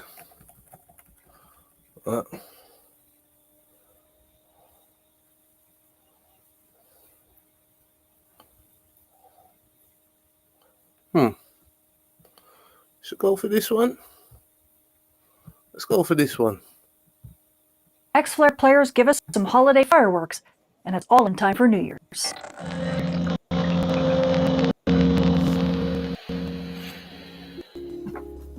If you want to learn how weather from our star causes impacts at the Earth that shape the future of our world, join Professors Dr. Jenny Meehan, Michael Cook, and myself as we guide you through a space weather certificate program like no other. To enroll in the Space Weather and Environment Science program offered at Millersville University, go to millersville.edu/SWEN. It's weather for the 21st century. This forecast also sponsored in part by CW Ops. Our sun continues the holiday fireworks this week. As we take a look at our Earth-facing disk, we had been watching this cluster of regions over the past week as it's been giving us big M-class flares at the R1 to R2 level radio blackout. But this week we have region 3936, 3938, and region 3939 joining the fray. These regions have been firing off big solar flares and solar storms. In fact, back on the 28th, we started really seeing some activity from region 3939 or 8, and then 39 gets in the fray, and you can watch them both kind of launching some junk here. Well, at one point they launched this big solar storm. Check this out in coronagraphs. See this massive halo? This is definitely an Earth-directed solar storm, and we'll talk more about it in a minute because this one could actually hit Earth by New Year's. So we'll talk about that in a sec when we get into the models. But that's the first of several solar storms that are going to hit Earth. You can watch these regions continue to fire over the next 24 hours, and on the eve of the 29th, region 3939 fires again. Here's another partial halo. It's much more wispy than the first one, and that's because this thing keeps firing off all of its material. But this is also an Earth-directed solar storm, so it's now going to be on the heels of the first one, and this could hit on New Year's Day. So welcome to January 1st in the new year. Now, on top of that, we're going to have more activity from these regions. Watch region 3932 and 3936 here early on the 30th. Pow! Both of them fire together and give us an X-class flare. This is an R3 level radio blackout over the Asian Pacific. Now, we didn't get a big solar storm launch with this, so we don't have yet another Earth-directed solar storm. But with all of this activity on the Earth-facing disk and new regions going to be rotating into Earth view, you can see region 3943 here firing off some junk here off to the side. That particular region might be old region 3917, which was very active last rotation. So my goodness, the storm potential and the flare potential keeps coming. So get ready, Aurora photographers, because you're going to have a lot of fun over New Year's and possibly in through next week as well. Now, taking a closer look at those solar storms that are on their way to Earth, we switch to our solar storm prediction model. Now, this is NOAA's version of the model. The top panel's density, the bottom velocity. You're looking down at the sun from the North Pole with Earth being off to the right. And as we begin to set the solar storm model in motion, you can see both solar storms. There's the first one being launched. There's the second one being launched. As you can see, they're both headed toward Earth, with the first one being larger than the second. The first one looks like it's going to hit Earth about 1700 UTC on the New Year's Eve. So this could be a really beautiful impact right for New Year's Eve. We have almost a new moon, and this could mean aurora photography photographers could get a gorgeous show.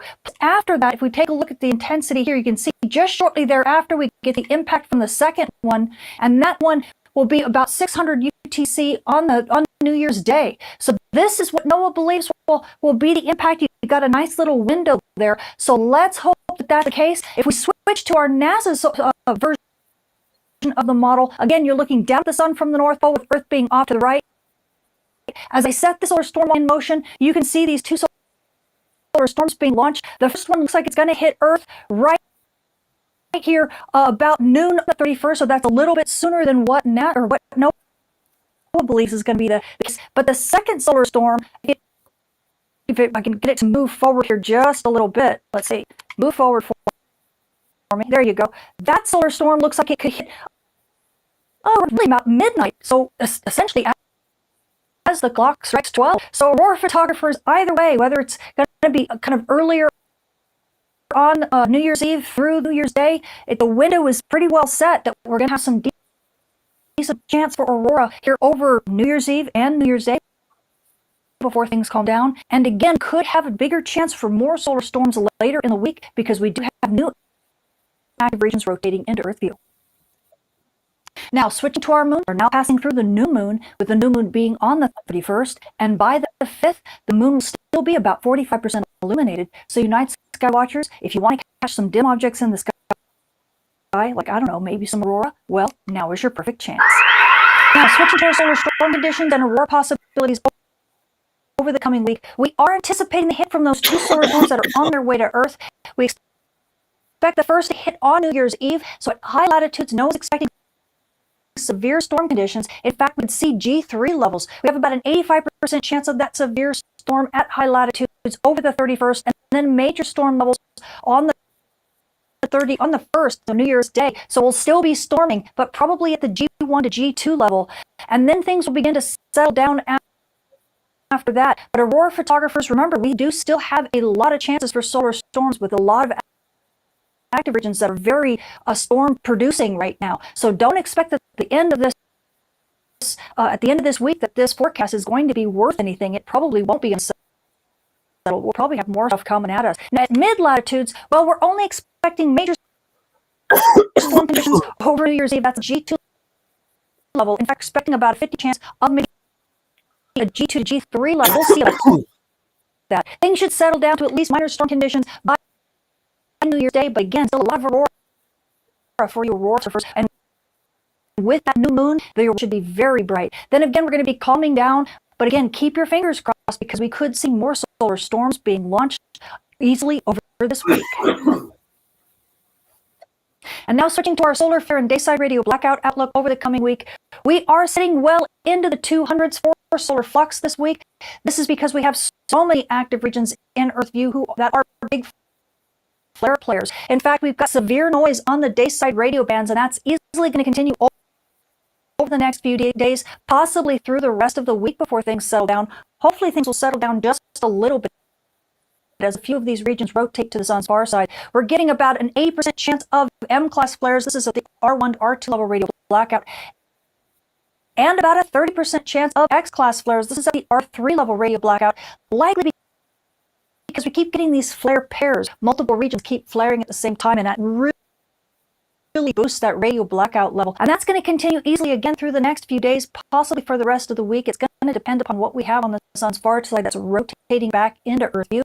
So amateur radio operators and emergency responders, expect this week to be a bit tough. We've got those big solar storms on the night side, plus big radio blackout potential on the day side. So hunker down and grin and bear it over this next week, because things, I promise, will get better. And now switching to our radiation storm and polar radiation outlook over the coming week, we are sitting with elevated fluxes right now. In fact, we're sitting at the D2 minor range for you aviators. This is at flight level 360.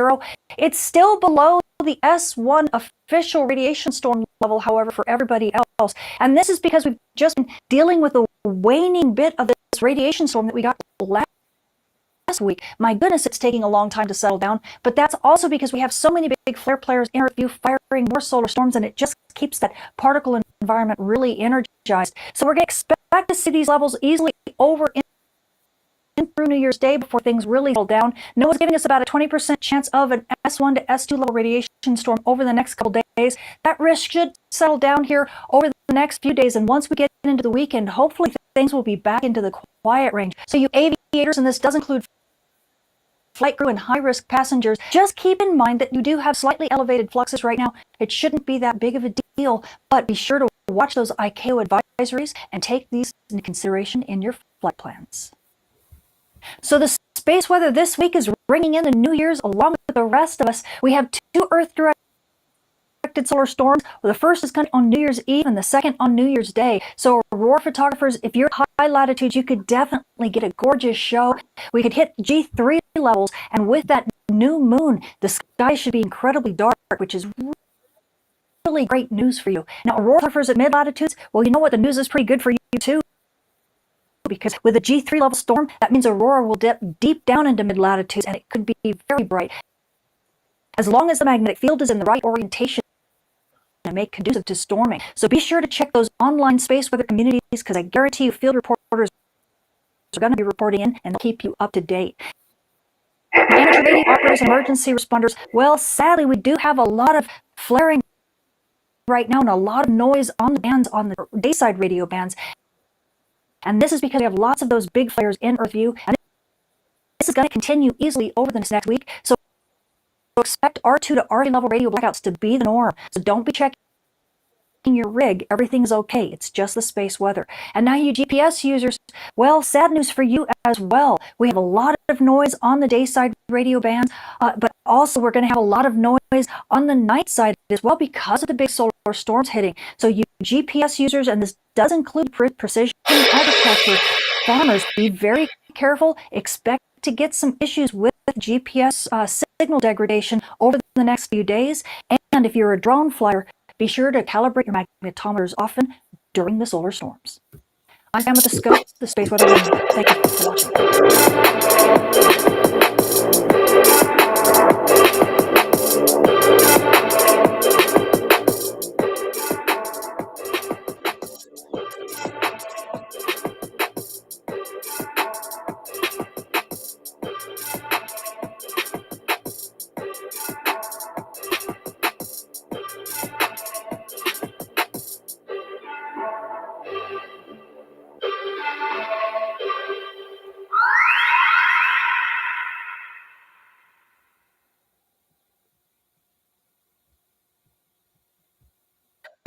A NASA space probe has made history by flying closer to the sun than any other spacecraft. The probe plunged into the sun's outer atmosphere on Christmas Eve. Scientists received a signal from the Parker Solar Probe after it had been out of communication for several days during its burning hot flyby. Well, the spacecraft came within 6.1 million kilometers of the sun's surface, facing temperatures of around 1,000 degrees Celsius. Scientists say the mission will provide data that will help forecast space weather events that can affect life here on Earth. This report now from our science correspondent, Palab Ghosh. It seems like science fiction, sending an uncrewed spacecraft to the sun. NASA's Parker Solar Probe was designed to withstand its scorching heat. But could it? NASA has now confirmed that it has. The spacecraft sent back a beacon signal indicating that it survived the closest ever approach to the sun. We have never had a human-made object so close to the sun. Also, we had to not melt. That's why the Parker has this heat shield that holds the instruments at room temperature and keeps the heat of the sun away. And these are just amazing. So it's so amazing that we are so close and really getting to measure in detail this material up close. Liftoff of the mighty Delta IV Heavy rocket. There have been many missions to study the sun, but there's so much more we can learn, especially about the sun's shimmering atmosphere, which we can see from Earth during a total solar eclipse. This new data from this very incredibly close approach of the sun, just touching the surface of that corona, is going to hopefully give us a lot more information about exactly what's going on in our beautiful, beautiful sun that heats up and gives us light. Close up, the sun's magnetic field twists and lifts its explosive surface. It's hoped that the solar probe will shed light on the processes that make this happen and how this solar turbulence affects us on Earth. But they'll have to wait 1st of January before they see the initial data. Palab Ghosh, BBC News. Well, we heard in that report from the Astronomer Royal of Scotland, Professor Catherine Haymans. She's been telling me more about the news of that historic flyby. It made its closest approach on Christmas Eve, but it was on the far side of the sun. So it took until this morning for it to come back around for the Earth to be able to communicate with it.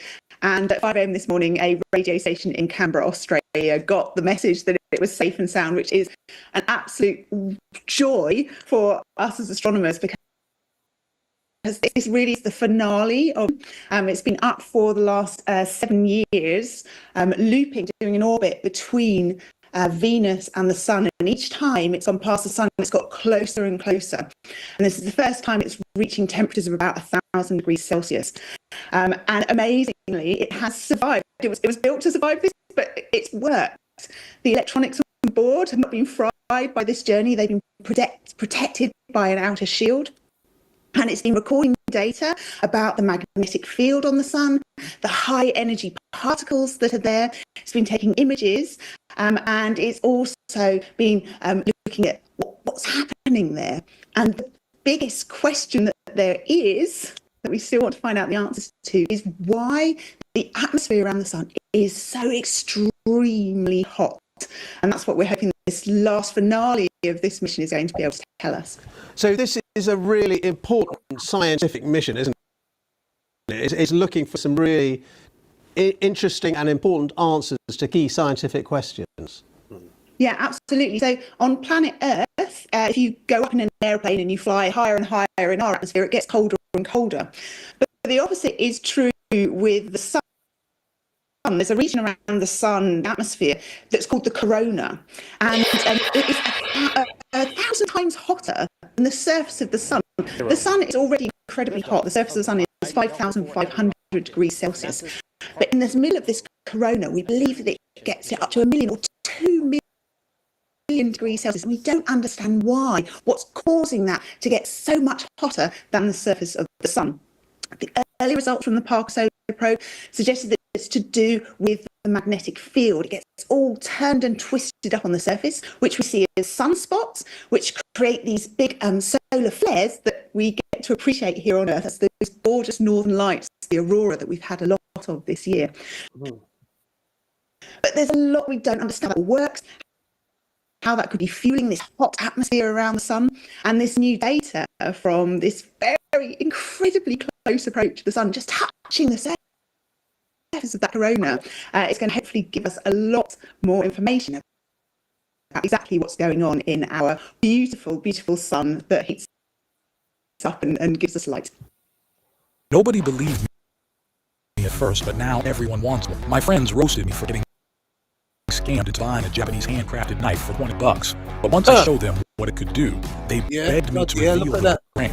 It's called Matsudo, the knife that shocked top chefs and disrupted the fine dining industry. Forged with authentic Japanese blacksmithing techniques, these knives are insanely sharp and durable.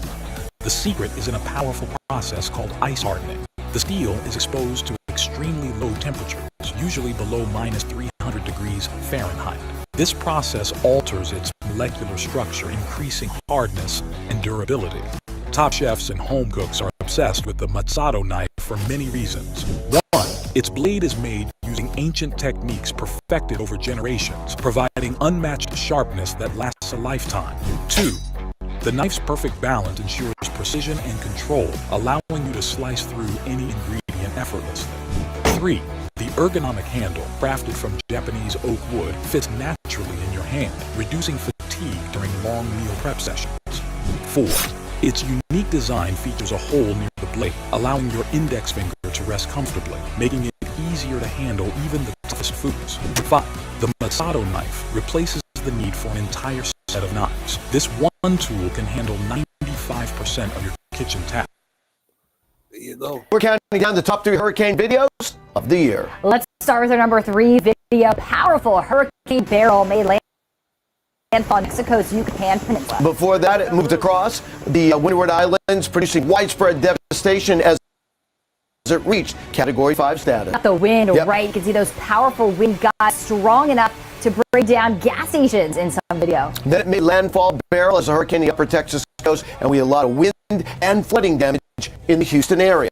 Powerful, powerful storm. All right, number 2 video is coming from Hurricane Debbie. Hurricane Debbie dropped torrential rainfall like you're seeing here in Sarasota, where 50 to 20 inches of rain. It was the first hurricane landfall in Florida as it strengthened, but it was not the last. It was the last. Let's get to our number 1 video. It's from Hurricane Helene and Bernie. I remember being on air when these videos came in. Just a tremendous amount of rain fell in the North Carolina mountains here, and all that water fell in the mountains, rushed down into the valleys and into the streams.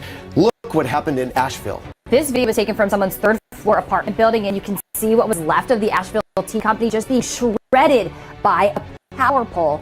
We will certainly remember this video. Up with the latest videos, follow us on AccuWeather.com and all of our social media. Yeah, man. Last year, a lot of natural disasters.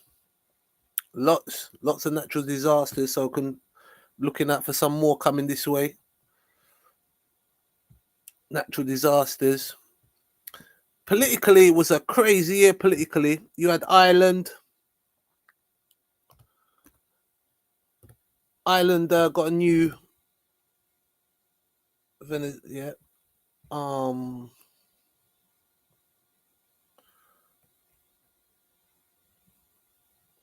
You got Ireland, you had UK, you had America. I think they said something about there's a lot of countries that had a elections. South Africa. But one's quite important. Is Venezuela. Yeah, Venezuela. Time only, pay no joining fee at Pure Gym. So don't miss out. With no contracts and 24/7 access. Yeah. One of those countries is Venezuela. The country isn't at war, but since 2014, a quarter of the population has fled the country or are displaced. That is because of deteriorating economic and political conditions.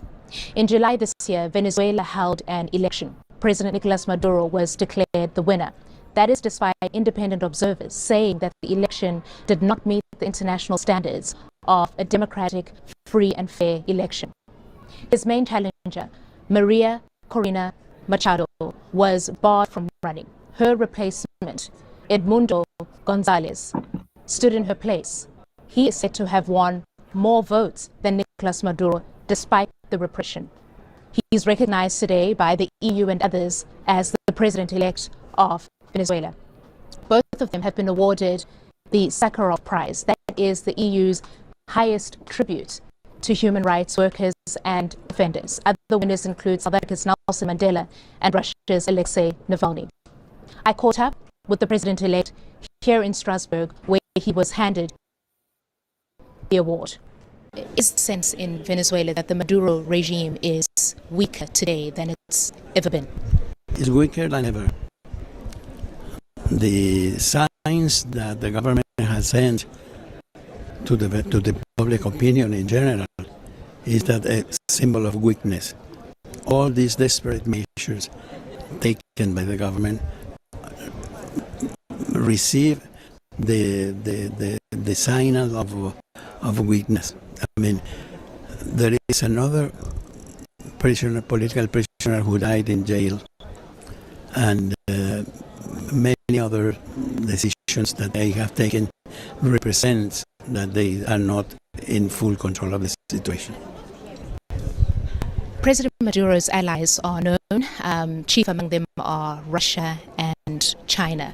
Can you help us understand how these two countries are propping up the Maduro regime? I would say that this regime has losing allies. I mean, Syria is not longer an ally. Most of the governments in the region, Latin America, are now respecting us and recognize us as a president-elect of Venezuela. And this is something that we have to encourage, that they will do other countries to do that. What will it take to have you installed as the president of Venezuela? As you're saying, you are recognized widely as the president-elect of the country. You have been recognized as the winner of the July election. What is it going to take to have you take the reins of power from Nicolas Maduro?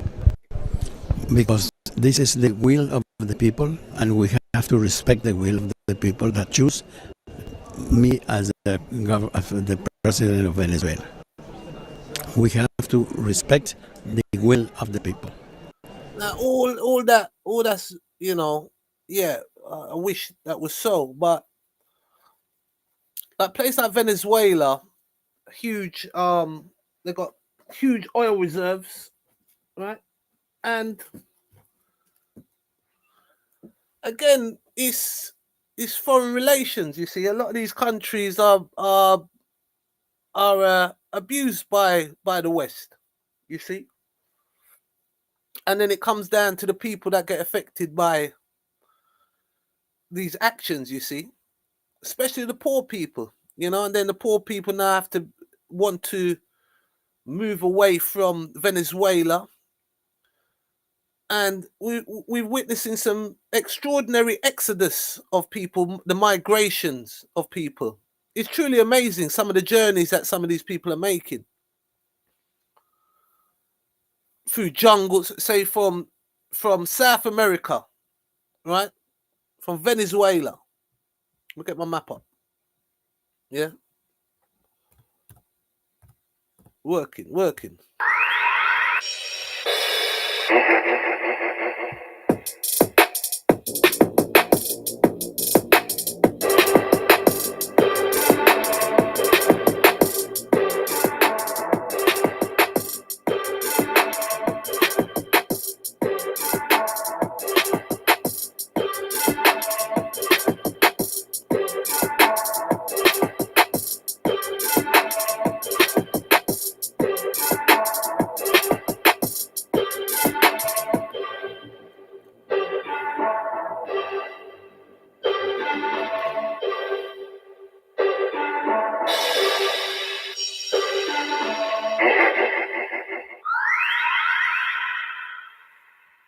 Now, it's a huge country, Venezuela.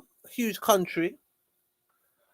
Right, so it means people, you know, move from Venezuela, go through Colombia, another huge country, right? Central America, right? Central America. And they're heading to the US, right?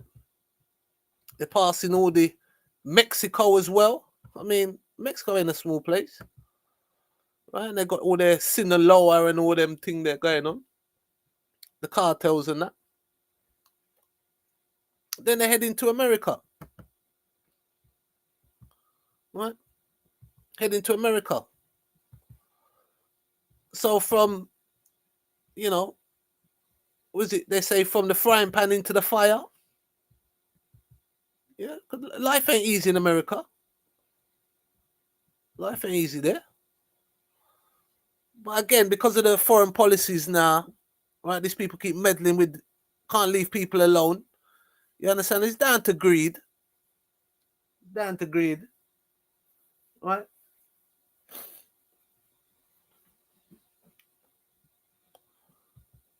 So all these conflicts or all these kind of destabilizations of nations, right? Right? And it's down to technology, which is an evil thing, right? Yeah? People running down this technology, but that technology there is a evil thing, right? Because to have the technology, you have to destroy the planet, right? Destroy the planet. Drill out the oil.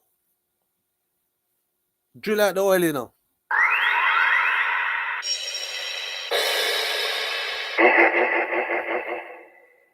Okay, you drill out the oil, then you drive the car. You know, then that goes into your body. You know, it's just a conveyor belt of just death. That's all it is, death. Just like technology. Technology is dead.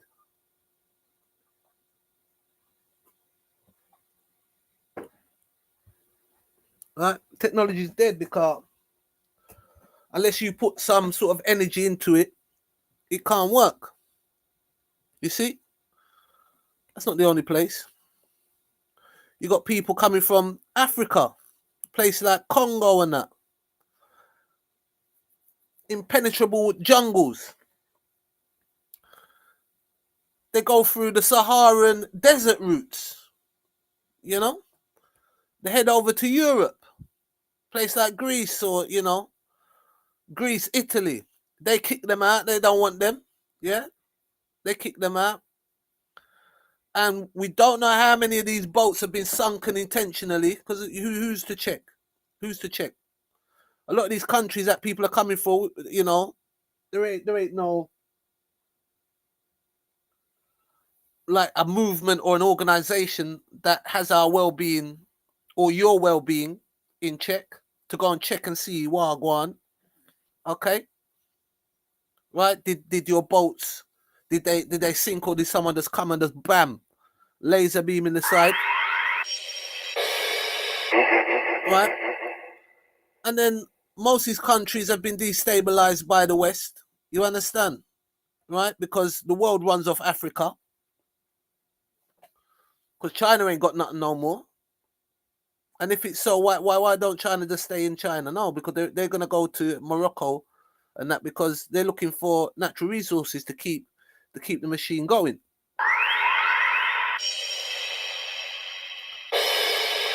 But it's an amazing thing, and it does show you the will of a person and how, you know, it's an amazing journey. I mean, how can someone, you know, cross? And are they just walking, or are they being flown in? Are they being flown in? Because it's unimaginable. You know, a place like Democratic Republic of Congo, that should be able to maybe take your whole life to walk across that. You know, but they find their way again all the way up to, in a situation now they leave their place, right? Intentionally and sometimes unintentionally, right? It does happen. And then they come up to Europe now, who are struggling. European nations are struggling. The West is struggling. Okay, politically, financially, spiritually, morally. Les Abib. France as well. Spain taking their fair share. Portugal. Okay, these other countries, like these European countries, they you know, this is where you got the rise of the far right movements, you know, right? Because some of these countries are they say they're Christian countries, right? And people with different cultures coming in is going to mess up their way of life. Okay, and then the UK, everybody heads to the UK. And head to what? Because, you know, half of them living on the street or living in a hotel. Now, people may say, you know, I mean, it's a crying shame, because the UK can't even deal with their own people, right? Much less now they're going to be dealing with influx of other people. And some of these people don't like the UK as well, which is another thing. And then the UK has helped to destabilize their country, right? Okay, because they can't keep themselves to themselves. They have to be going around other places to, you know, destabilize and don't act like it ain't true. You know what I mean? And don't act like I'm being negative to. I'm not being negative towards the UK. I'm just stating the realities. Do you know what I mean? So now the UK can't even give their pensioners, right, a little payment for the winter. They're suffering, which is one of the biggest stories, because it should show you, if they're treating their own people like that, then what are they going to treat you like? You see, but people are some are through warfare, right? Do you understand that? Right? They say that it's through no choice.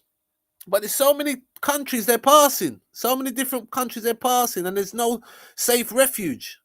It's hard to believe. Right? It's hard to believe. Then you also got your Middle East. You got your Middle Eastern wars, right? Okay. You got your Middle East. And then you got your winter fuel payments can't even be made to the old people in the UK, you know? But yet still they're sending money over to Ukraine to fight Russia. You see? Before they ask for peace, no. But they got money to be, you know. So it's just a conveyor belt of death. You see? And hardship. So the people that are coming to the UK, I mean, well, look, man, I hope you're safe and that. But you know, on the reverse, if anyone come to your country, right, and was getting put in a hotel and all, you know, you'd soon see you wouldn't even be allowed. They burn it down flat. You think them people play about? You see? But it's fair to say it's a distraction. It's a distraction. There's a distraction technique going on. Yeah? This is the zoo. You know what I mean? It is. It's the zoo. All right, let's see what I go on yes and now, right? Let's see what this one is. So this is another thing that happened. All right, let's see what let's see what. Hello guys, so I just want to come in here and talk to you guys about better health. I know therapy can be such a taboo subject, and also a lot of people aren't able to afford it week to week. Yeah, so why Hey, Dr. Leung. Oh, hey. Can you tell me about Mpox? Sure. What do you want to know about it? What is Mpox? Mpox is what we call a zoonotic virus. So it transfers from an animal reservoir to humans. And it's caused by a virus known as monkeypox. And the reason it's called monkeypox was because it was originally identified in lab monkeys. It was first identified in lab monkeys in 1958. And then subsequently in 1970s, that's when we identified the first human case. You see what he said? It's a lab. It's all created in the lab. So never mind, you know, right? They're distracting because, you know, that's what they'd be doing in these labs. They're not making things to procure life. They're trying to end life. You know, they're trying to get rid of some people, or you understand? Right? Because he said he's made in a lab. They find it in a lab. Lab monkeys, not monkeys in the wild, lab monkeys. And then to call it monkeypox, you know, that's not true. It's something else he's called, isn't it? Right? But they're calling it monkeypox. So let's see what I want. Shout out to with him, Dr. Leng. This is not a new virus. In fact, it's closely related to another virus that we know a lot about, is smallpox. And after smallpox was eradicated, it's thought that that is one of the contributing factors to why we're seeing increasing resurgence of the virus called monkeypox, but the disease known as Mpox now. If it started in lab monkeys, how did it get to humans? It can be transmitted from other animals because after it was identified in lab monkeys, we then found out that there is a natural reservoir in the environment. It's thought to be possibly rodents or squirrels, but it's not proven what the natural reservoir for this virus is in the environment. What are the most common symptoms of Mpox? Mpox doesn't present very specifically initially. During what we call the invasive phase, people can have classically fever, myalgias, fatigue, respiratory symptoms. So that's not very specific. After that phase, people can develop skin lesions. So these skin lesions look like pox-like lesions, meaning they are either fluid-filled or pus-filled. they start to scab over, and they could present on any part of the body. Once it gets into humans, is it dangerous? So there is dangers associated with monkeypox. So not only does it cause a respiratory disease, it causes skin disease, and because the virus can start to spread in the blood, you can have complications from that, including more severe complications like encephalitis, and then secondary infections that occur from there. And there is case for fatality rates, so meaning people die from this, but it really depends on many factors what the case fatality rates are. Is it treatable? The treatment is mostly supportive therapy, and that means trying to control the pain from the lesions, preventing the lesions from getting secondarily infected, but also depending on the number of lesions, people and where the lesions are, people can have poor oral intake, dehydration, and so forth. So the medications are mostly going to be for symptom management. There are studies looking at antiviral medications, but so far the antiviral medication known as tecovirimat, which has been studied for this disease recently, has not, in one of the studies that's just recently kind of been reported, it does not show that it's that effective. How can someone protect themselves from getting Mpox? What we need to do is try to identify where the main areas of transmission are and treat it. Well, I'll tell you how they can stop that, by stop making these things. You know, stop doing it in the lab. You understand? Stop making these things. How about that? It's a bit late now, you know what I mean? You made some kind of dangerous disease, you know what I mean? And it leaks out, you know, again. And the people, you know what I mean? Face spot up is awful, man, when you see that stuff. It at the source, to contain the outbreak at the source. And right now what we're seeing is that the countries that are most impacted are in the DRC and some of the neighboring countries around there. So like Burundi has an ongoing outbreak, and Rwanda, Kenya has identified cases, for example. So we need to maximize the control efforts there, including providing vaccine and identifying who's affected through identifying contact tracing and diagnostics. Who's eligible for that vaccine? So depending where you are in the world, but in Canada, because the vaccine is stockpiled for smallpox emergencies or potential bioterrorist threats from smallpox, the vaccine is currently given to select groups, including people in the military. But because of the outbreak, identifying the risk, mostly being through sexual transmission among gay, bisexual, MSM, and sex trade workers, the vaccine is currently offered to those high-risk groups. Why is there an Mpox epidemic? When we first identified Mpox back in 1958, the first human case was only identified in the 1970s. And that was in now what's known as the Democratic Republic of the Congo, previously known as Zaire. And then it spread to other African countries. But because of the spread over time in places that didn't have resources, there wasn't very many studies done on this. There wasn't a lot of focus on trying to control the disease, because from when they saw human transmission, the transmission chains were pretty short, meaning that it didn't expand to a lot of different people over time. However, in 2022, that's when it became well known in the media, because we saw multi-country spread over 100 countries of an Mpox strain that caused disease predominantly in men. And from that outbreak, most of the men who were affected were identified as gay, bisexual men who have sex with men. Once the virus got into a community or a network, it started to spread within the network through sexual transmission. But what we failed to do was try to look back at where the disease was affecting the most people still, which was in areas like the DRC and neighboring countries. And in the last 2 years, there's been a surge never seen before of the number of cases, and the transmission changed. How does Mpox spread? So really, to boil it down, there are multiple ways that Mpox spreads. We can think of skin-to-skin contact, whether it's mouth-to-mouth, mouth-to-skin, or direct skin-to-skin contact, and that will occur during sexual activity. But you can also have inhalation. So that can be from someone speaking or coughing and inhaling the virus. Because it's a bloodborne virus, you can also get it through maternal to fetal transmission.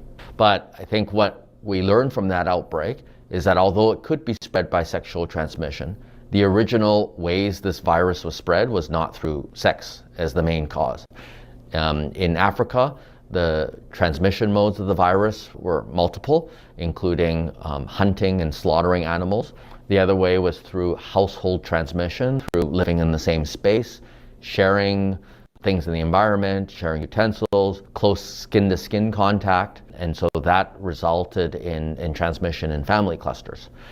But then what we saw more recently, after the global sort of public health emergency of international concern in 2022 was declared over, we still saw transmission of this Mpox virus in countries. So in Canada, for example, we still had cases in Vancouver, in Toronto recently, there's been an upsurge of cases related to sexual transmission. If people want to find out more, where can they look? The sources of information should be from public health agencies. So I would suggest that if you are in Canada, you can look at the Public Health Agency of Canada for more information. You can also get updates in terms of the situational report of where the disease is spreading and what the global community is doing through the WHO website. Those resources where you can get more information will be linked below. Awesome. Thanks, Dr. Leung. You're welcome. Thank you. Yeah, man. Did you know? He was not hiding nothing, was he? He was blatantly saying, well, I'll go on this up. And he's kind of revealing a few other things there. A lot of shirt lifting going on. So here's my guy here. Big ideas. Don't come easy. Martin Lewis. Terrible name. It should just be called the State Pension Top-Up. And what it is, it's a payment to state pensioners who do not have enough income. Roughly, they don't have the equivalent of a full state pension. Because remember, you only get the full state pension if you've got enough national insurance years. So the most important thing I can say to everybody watching who may be eligible, which is those over 66, but also right across society, is many of our most vulnerable people are not claiming this crucial payment, and we collectively have a responsibility to try and let them know about it. So what I'm going to do now is give you my rule of thumb on who should check.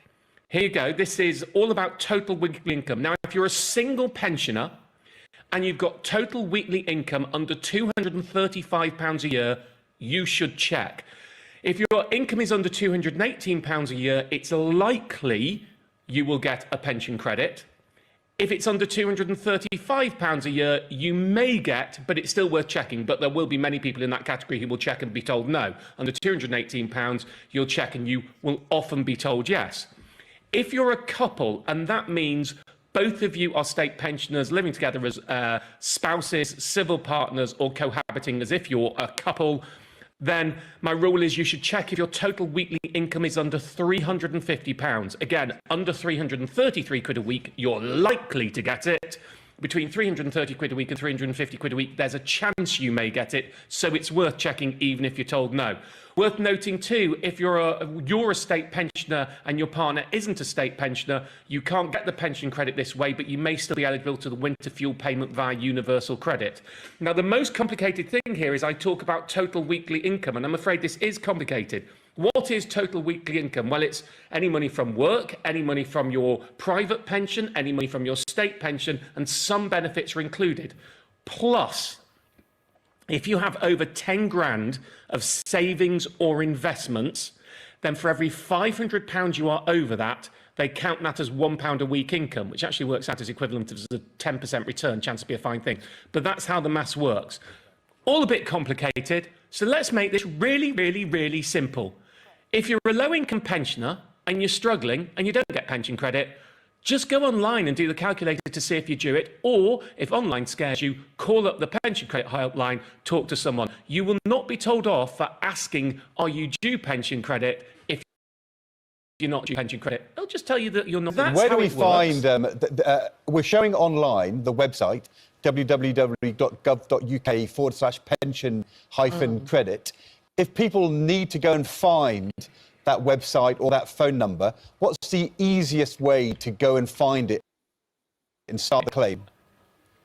.uk is really simple to find. So go onto gov.uk or put in the search pension credit gov.uk, and the phone number, well, it's 0800, so 0800 99 1234, or in Northern Ireland 0808 100 6165. So 0800 99 1234 is the pension credit helpline for most people. It'll probably be busy after I've said that. Can I tell you my difficulty with this, though, and the frustration? I have been talking about pension credit for a very long time. I've been doing this clarion call for a very long time. And there are still 880,000 pensioners on very low incomes. You know, pension credit's typically for those under £11,400 a year who don't claim. I think, frankly, if we manage to get an extra 10 to 50,000 to claim, we will have done incredibly well of raising awareness. We are not going to shift the dial, though. I do not believe we're going to get anything close to 20 or 30% of those missing pensioners to claim by this winter, which means we have vulnerable pensioners on under £11,400 a year income who will miss out on the winter fuel payment. Now, the government could proactively contact people one-on-one. The problem with that is people think it's scamming. It is incredibly difficult to reach those people. We're right to try, but you know, but I've been shouting since I'm blue in the face about this for over a decade, and people still don't claim, which is why there is a structural problem with what we're doing with this means testing of the winter fuel payment, as well as it being too narrow, so people above the threshold won't get it. We are going to have, just be really plain, pensioners on less than £11,400 a year income. Nearly 1 million of them won't get the £300 for their energy this winter, and that is a dangerous situation. Yeah, very, very dangerous. And you won't be surprised, Martin, no, we've been flooded with comments from people, many of them saying that, you know, for instance, her mum has dementia and she lives at home because she lives right next door.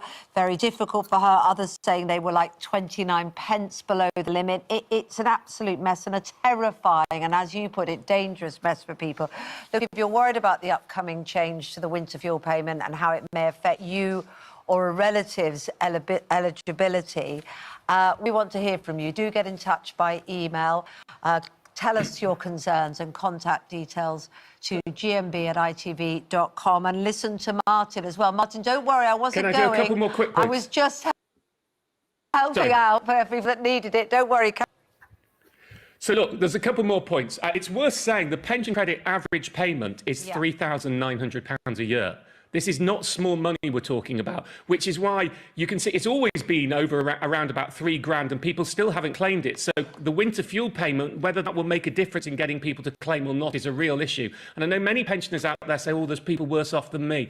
This is money you've paid into the system for. This is money you're entitled to. Please do claim. Yes. And some people also say, it's worth threepence for me. It's not worth it. It's only worth £1.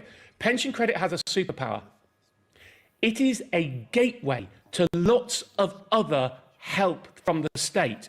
Housing benefit, council tax help, TV licence for free if you're age over 75 and you're on pension credit, dental help, optical bills, all are cheaper if you're on pension credit. So being eligible for pension credit, even if the pension credit itself wasn't worth much, is a crucial thing to do, which is why we need to raise awareness. Now, look, I'm going in next week. I was scheduled to go in anyway to meet the Chancellor, Rachel Reeves. She's very kindly given me half an hour of her time. I have a long list of issues.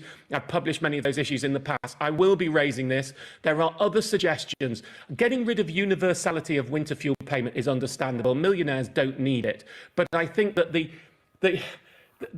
means testing is too tight, and it isn't ineffective because of those people who won't pay pension. My suggestion is, on top of giving people on pension credit winter fuel payment, you look at council tax bans, because this is a household payment and it's an imperfect but workable proxy. So you could perhaps also give this payment to every pensioner in council tax bands A to C.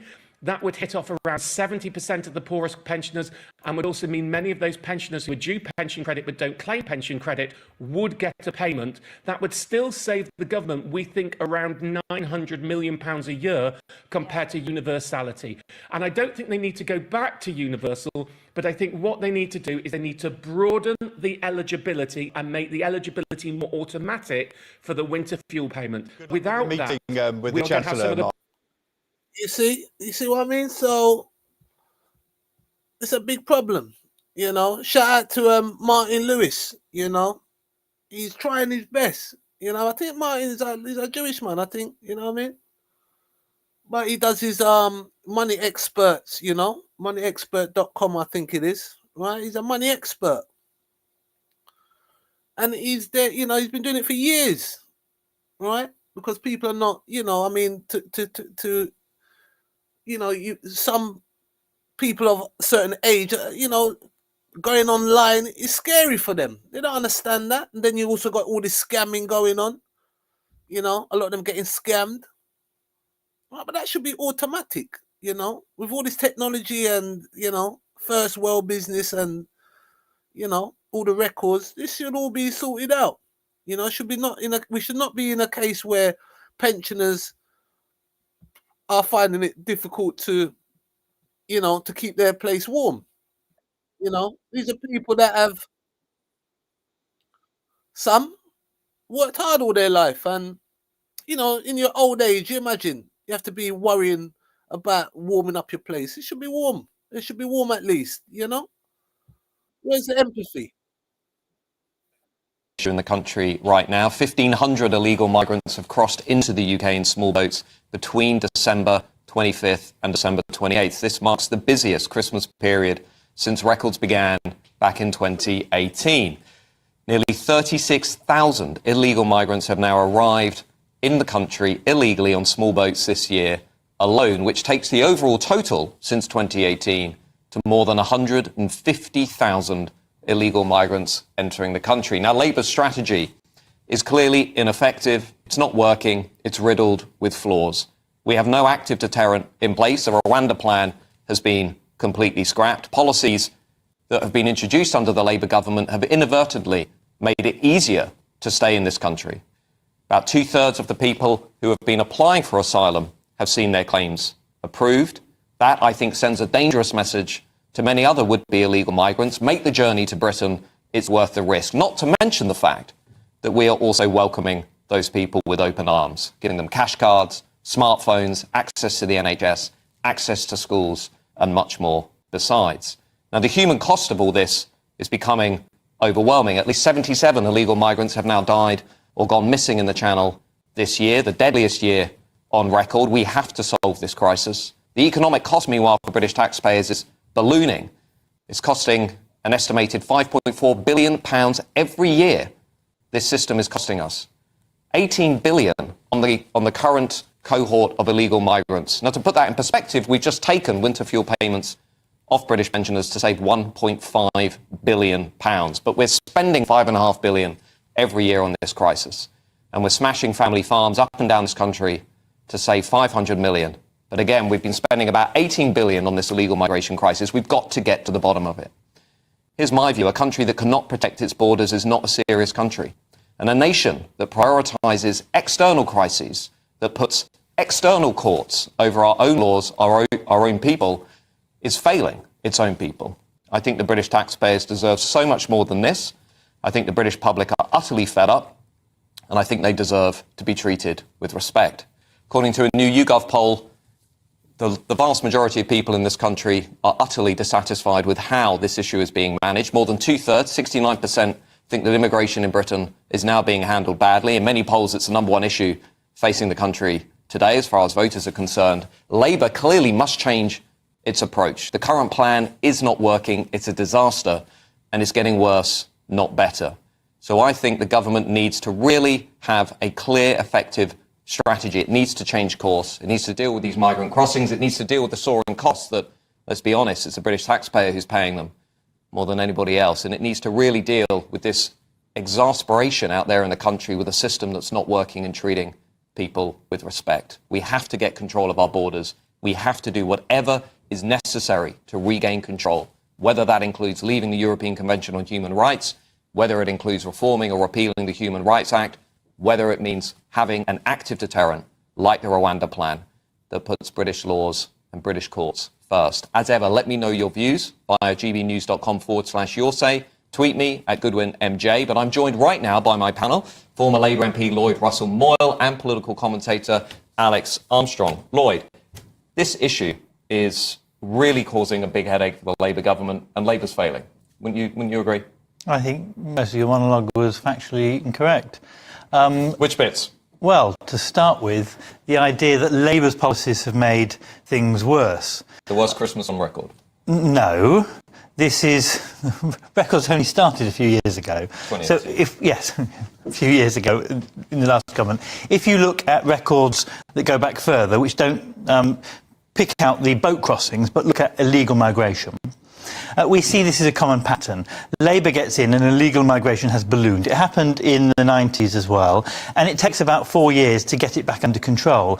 The boat crossings are reduced from about 20% down from 2022. They are slightly up over last year, but they're not up as much as 2022.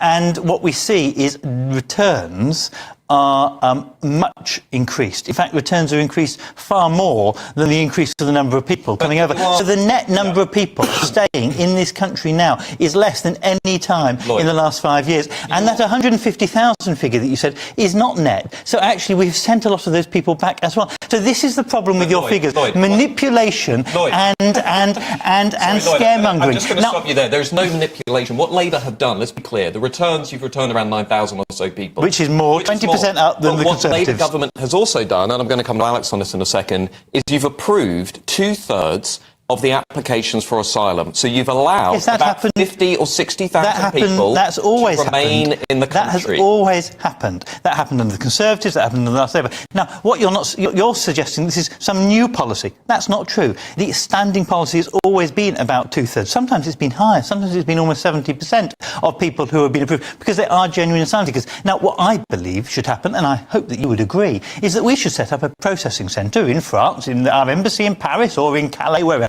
And we should say very kindly to anyone that crosses, we've collected you, don't worry, we'll take you to our processing centre immediately, return them back to a processing centre in France, where they can be fairly processed, and some people who are genuine should be able to come over, and others should not be able to. You just had a thought there, Lloyd. Alex, there's a lot of gaslighting going on in the national debate at the moment. Of course, what Lloyd didn't mention is that Labour softened the Illegal Migration Act, so they meant that actually what was the previous ruling, which is if you arrive in Britain illegally, you cannot stay in the country. Labour's actually quietly got rid of that. They're not really being... It wasn't happening though, was it? Alex, how do we fix this crisis?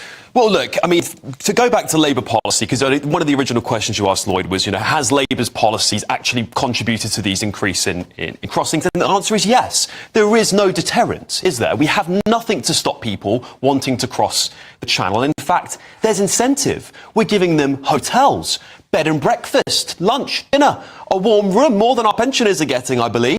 And so there's nothing stopping them. I mean, of course, we've frozen Syrian applications, but we saw today that this boat crossing that became deadly was as a result of 50 Syrian men storming the boat. So that's not stopping them either. One of the things you did say that I liked, though, Lloyd, was that we should send them back to France. And we absolutely should be. That's the last point of return where they originated from, and we should be sending them back there for processing and whatever else. Nobody should be allowed into this country when our own people have to suffer. This is Labour's choice. They are choosing to smash the gangs. Well, did we only have one press conference about one man that was so-called smashed, and they continued on anyway? So obviously smashing the gangs isn't working. 007 is not flying off to North Africa to go and smash these gangs, despite what Keir Starmer thinks Yvette Cooper's got going on with MI5. And unfortunately, the whole policy is a failure. Lloyd, can I just press you on the numbers here? Because, we are in one of the most severe cost of living crises that we've had since the Second World War. The numbers are staggering. 5.4 billion a year on our broken asylum system, an estimated 18 billion or thereabouts since 2018. How do you, as a Labour politician, reconcile those figures with this cost of living crisis? Because let's be frank, the numbers aren't coming down. They're unlikely to come down. Well, they're 2 billion down from the peak under the Conservative government. How do you reconcile the amount that we're spending? British taxpayers are paying on a crisis that the Labour government is not responding. How do you reconcile that? This straw man argument you keep putting up. The numbers. I mean, the people watching this show are paying £5.4 billion a year. The numbers are shocking, and they were paying almost £8 billion a year under the Conservatives. And so immediately we need to start getting that down. We need to scrap some of the silly hotel arrangements. We need to scrap some of the silly barge arrangements. Scrap some of those silly things. We need to return people quickly, and upping the return rates means that you're not having to warehouse people in hotels. You have to start making sure that you process those applications quickly so that they can then work, and they have to work, therefore, and pay their own way if they are legitimately here. All those things need to happen, and that's what Labour's doing. No one expects it to go from 8 billion to 0 in 6 months. You expect it to go from about 8 billion to 5 billion, and then to 4 billion, and then to... And that's what Labour's plan is. So stop pretending that this is some Labour crisis. This is a crisis that the country kicked out one of the worst governments that we've had in history on immigration. I think we can all agree with that. We all agree with that, yeah. And it takes a long time to turn the ship around. My view is that deterrents don't work. That's why they didn't work under the Conservatives as well. Well, they did actually, Lloyd. Well, they did. Well, no, come on. We have to be honest about that. We saw migrants fleeing Northern Ireland to avoid the Rwanda crisis. Even if it stops 10 people, we have to say it's done something. No. 10 people that might have lost their lives. 10 people then is still 5. Deterrents. We know there were people queuing up in Calais. If you want to wait for Keir Starmer to be Prime Minister. If you want to reduce the billions down to sensible figures that we all want to do, hundreds of thousands. I mean, under the last Labour government, the number of people that were claiming asylum got down to about 10,000 a year. I think that's the kind of number that this country can expect to look after the people who are genuinely fleeing this country. But that's the number that we target. I assume you would not endorse people arriving legally in small boats breaking our laws. In fact, previously, more people arrived illegally, and the number of people that arrive illegally now is actually at a historic low. It's just that they arrive illegally in a very dangerous way via the boats, rather than in hiding in planes or hiding in trucks. I don't think any way to come. We need a proper way to come here. We need a proper processing centre in France. That's what I believe. That's where we need to move to. Some might call it a Brexit benefit that we stopped the Well, it happened actually under the EU. We stopped it because of joint working. I don't think we should pretend that the number of illegal people who are coming illegally, is your word, not mine, is up, because they're not. Thank you, Lloyd and Alex. The debate's going to go on. The numbers are going up. Yeah. You're damn right. You're damn right. Now, what about this? Remember this? When the head of Hezbollah said earlier this year that his fighters should ditch their mobile phones for fear of being tracked and continue using low-tech devices instead, he reckoned without Israeli intelligence's high-tech approach to warfare. Today, Israel targeted those devices for a second day. In another simultaneous wave of explosions, hundreds of Hezbollah-issue walkie-talkies were somehow detonated, causing more deaths and inflicting hundreds more disfigured injuries. Our team in Beirut was filming at a funeral for some of those killed by exploding pagers yesterday when a device in the crowd blew up. Israel's defense minister said the results of the attacks were very impressive and ominously declared a new phase of war had begun. Tomorrow afternoon, Hezbollah leader Hassan Nasrallah will announce his response. They were burying the dead of yesterday's explosions in Lebanon when the explosions began again.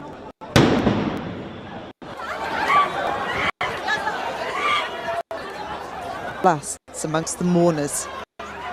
Just a few meters from scouts preparing to lead the procession for a child of their own age, killed playing with his father's pager. There was panic. Everyone with a machine, stop. It seems another machine. As it became clear that devices were being targeted again. Get down one of these streets. Thousands were crammed into the tight streets of the southern suburbs, Hezbollah's stronghold. But a stronghold breached once again, repeatedly, by Israel. There is defiance here, but even the most devout cannot deny the damage that the past 24 hours have done. This is the greatest security breach in Hezbollah's history, and it is a huge humiliation, tearing through the ranks from junior to senior. Across Beirut and other parts of the country tonight, there have been multiple explosions.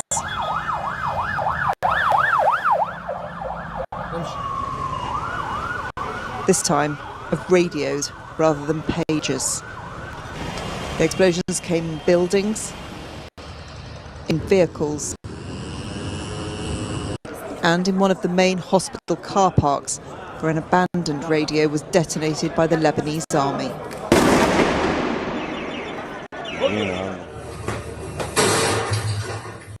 Yesterday's explosions on Hezbollah operatives in daily life had not only shaken this country, but taken its healthcare to its limit. This morning, I spoke with Lebanon's health minister as he visited some of the injured.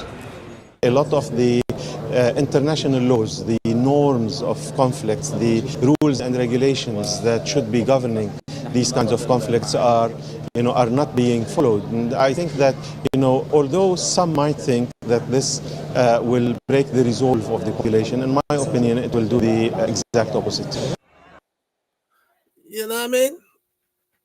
That was a game changer. That one, yeah, that was a game changer. It was a game changer. That one. Insight. Let's take a look. Start off today's Morning View talking about Jay Slater. The family of the missing teenager Jay Slater have shared what they hope is new CCTV footage of the 19-year-old. But Isla, you've had a bit of a run-in before with online sleuths and things like that. Tell me about what I'm a crime journalist and I started when I was 16, which is, 5 years ago. No, I'm 44 now, so quite a while. My goodness, the way things are covered have changed a lot. I covered the Nicola Bulley case when she went missing, and I've never seen anything like it where there was TikTokers on the location of what at that time was, possibly a crime scene.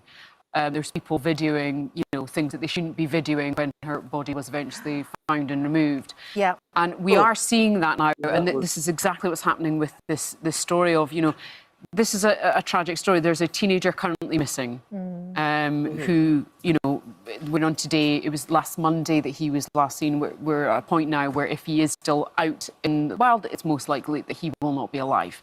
However, the speculation online is unbelievable. He was part of a group of 8 that were convicted for an assault which involved a machete, an axe and a golf club on a 17-year-old that happened in 2021. And this holiday that he's on was part of trying to bury his troubles of his past, allegedly. Right. But then you can imagine what that's then inspiring. All sorts of stuff. I mean, it's really disgusting, actually, some of the behaviour online. There was a lot of memes the other day with jokes about, well, the Scottish fans will make it home before Jay Slater's body does. It's really sickening. But the other thing is, as well, is his family rightly have raised money in a GoFundMe, to help to find him, to maybe help pay for, a separate cruise to help. I don't know everything what they're going to spend it on. And they're immediately under scrutiny, and the mother's having to justify, well, no, we're paying ourselves to be in Tenerife and look for our son. So it's just awful. But I've seen this CCTV. It is great. So where was it? Where was he seen? And what was the timing? He was away for a 3-day festival. I think it was the New Rave Generation Festival. Right. And on the final night, he stayed up partying all night when his friends went home. And he ended up getting in a car and going with 2 males to an Airbnb in a mountainous region. Right. And he actually Snapchatted himself. I mean, this is the good thing about youth these days. They take pictures of wherever they are. Yeah. And then in the morning, he went to a bus stop and he spoke to someone and asked when the next bus was. She tried to indicate that it was 10 o'clock and this was 8 in the morning. So she last saw him.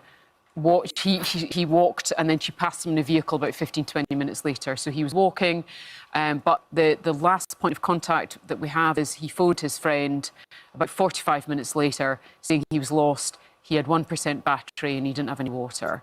And the concern is that he's gone up into mountains because this is where the phone pinged.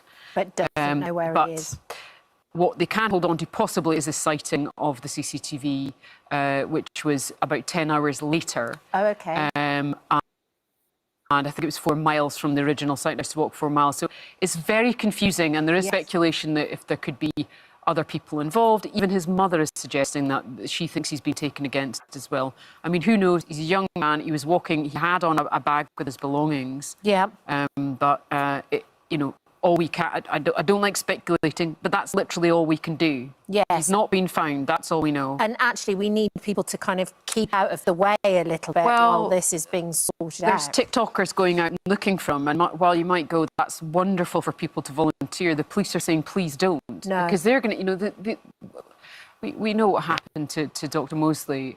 These are extreme heats, and if you're not prepared and not ready, interestingly, the search for Jay, they found a Scottish hiker, a 51-year-old who'd been missing since Friday. So they confirmed we found a Brit, but it's not him. Wow. So and we hadn't heard about him being missing. No, we didn't even know he was missing. Crikey. Nick, I wonder what you make of the armchair detectives that are sitting at home online, or now, as Isla's saying, going to travel out there. Well, Isla's was such a cogent recollection of what happened with that case, and we know police confirmed that it got in the way of the case. These theories, some of which probably come from a good place, others I question. I think there's a degree of malice. It stops the investigators doing their job. Now, put yourself in the shoes of the parents. At least that terrible story happened in the UK, so you were able to understand what's going on. Obviously, you have the language barrier. You have a distraught mother, a distraught father, a distraught not being able to perhaps possibly get their points across. I read today that the father is now going around. He's had posters obviously translated into Spanish, so the dad is going around putting up posters. This, to me, would speak possibly they don't think the authorities are doing enough. We know, again, to Isla's point, we know because of various weird conspiracies, the hunters moved from this part of the island to that part of the island to possibly it moved just when they're in the right area. It is hardly surprising that the level of frustration of those parents, I cannot imagine what it's like. And then factor in that you don't actually speak the local language. It is just nightmare heaped upon nightmare, I would imagine. Yeah, absolutely. They just need something, don't they? So fingers crossed we get some good news at some point. Thank you for visiting, Ad.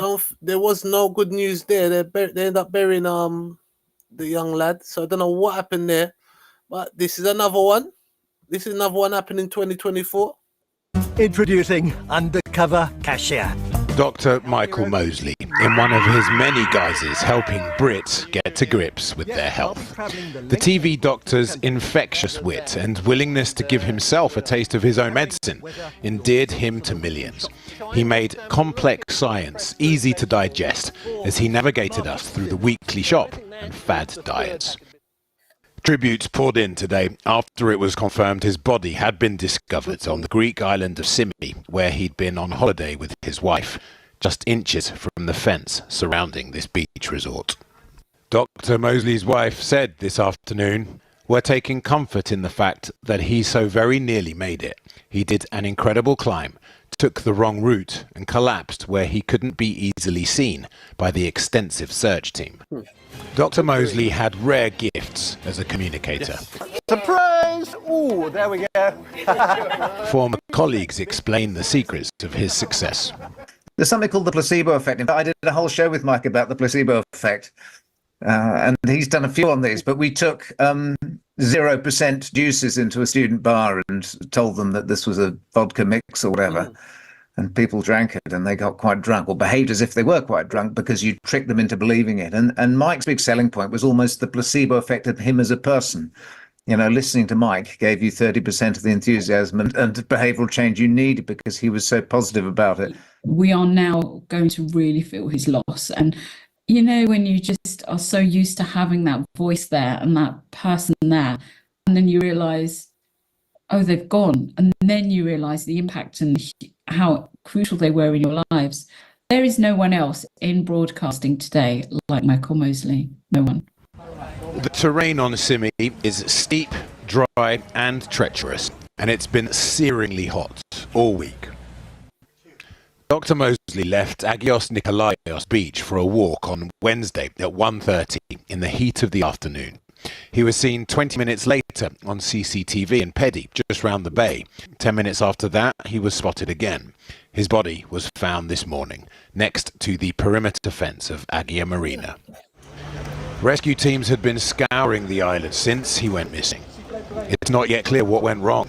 How could Dr. Mosley have been within shouting distance of safety, but somehow not made it? A coroner's been able to examine his body, but until there's a formal post-mortem, we won't know the official cause of death. Now, hold on. Did that boat sink? Hang on. before I go to this one, let me check something. Mike Lynch. It was last year, wasn't it?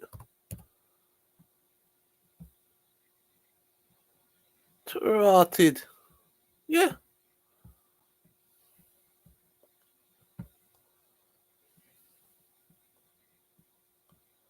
Oh gee.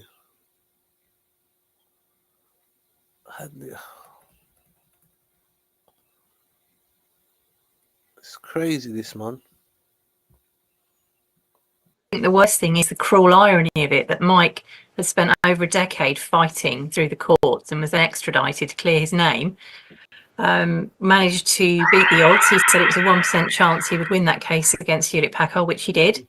And then he said he was starting his life again, and that was the whole point of going onto his yacht with his friends and family to celebrate and say thank you to them, which makes this tragic accident even sadder, I think. As we've been reporting on Times Radio today, the British tech tycoon Mike Lynch has been confirmed as one of those found dead following the sinking of the yacht off the coast of Sicily. His daughter Hannah, who's 18, remains unaccounted for. 6 people have died in total.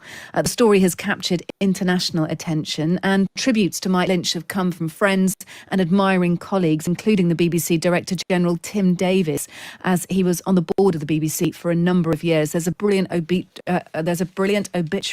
up on thetimes.com as well. You can find out lots of information about Mike Lynch, things you wouldn't have known otherwise. And to that point, let's get a personal view on him from Mike's neighbour and friend, the author Ruth Lee, who joins us tonight. Good evening, Ruth. Good evening. Look, this must be a very difficult moment for you. Just describe how you're feeling about the loss of your neighbour.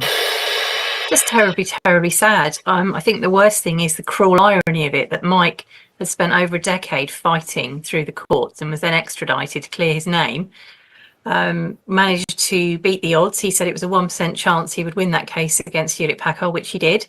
And then he said he was starting his life again, and that was the whole point of going onto his yacht with his friends and family to celebrate and say thank you to them, which makes this tragic accident even sadder, I think. Yeah, it certainly does. And he took a huge risk, didn't he, fighting that case in the United States? Because if you plead not guilty and you're found guilty by a jury, then you have a very, very weighty prison sentence. It would have been in his case. He took an enormous risk by fighting it until the end. And as you say, he was about to start his life again. How did he describe to you the point that he was at in his life? Did you manage to speak to him much since his case collapsed? No, the house next door to us is their country house, so they come here at weekends and in school holidays. So we didn't see a vast amount of them, but he and Angela, his wife, always had a party on the lawn in June for all the neighbours. I wasn't able to go this year, but my husband and our eldest son went, and Mike had a chat and was just saying how happy he was about it. He was a very friendly, lovely chap. I hadn't seen him since he got off, but I sent a message of congratulations to the family, obviously.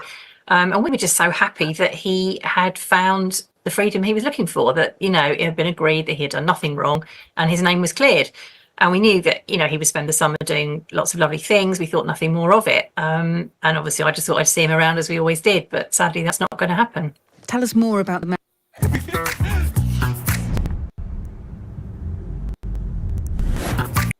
Don't worry, bro. Just come on to me.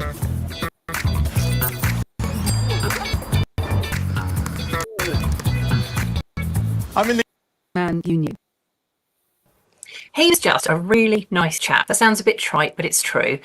He moved in next door to us about 15 years ago when our children were roughly the same age, and he was always extremely friendly, knew everybody's first name. If he saw you, he'd say hello, use your name, ask after your husband and the children by name. And as I've said in other interviews, he didn't have to do that. He's a wealthy, influential man, top of the tree, but he was always incredibly humble, full of integrity, very friendly, and certainly a really valued member of our community. In the Times obituary, he's described as someone invariably casually dressed and often appeared uncomfortable in social situations. Did you ever encounter that? I wouldn't say that particularly. I suppose I mostly saw him at his own house, where he was obviously comfortable. Yeah, and he was hosting, I suppose. So that would have added a different dynamic, perhaps. Yeah, that's right. Once, years and years ago, we had a little New Year's Eve party in our house when the children were very little, and he and Angela came, which was lovely. And they came over, and we just live in a semi-detached cottage, next door to the estate. And they both came round, brought some chocolates, chatted to everybody. They were delightful. Our children were running around. The baby was running around in a sleep suit. And funnily enough, as it turned out, a friend of ours from Australia was over with her husband.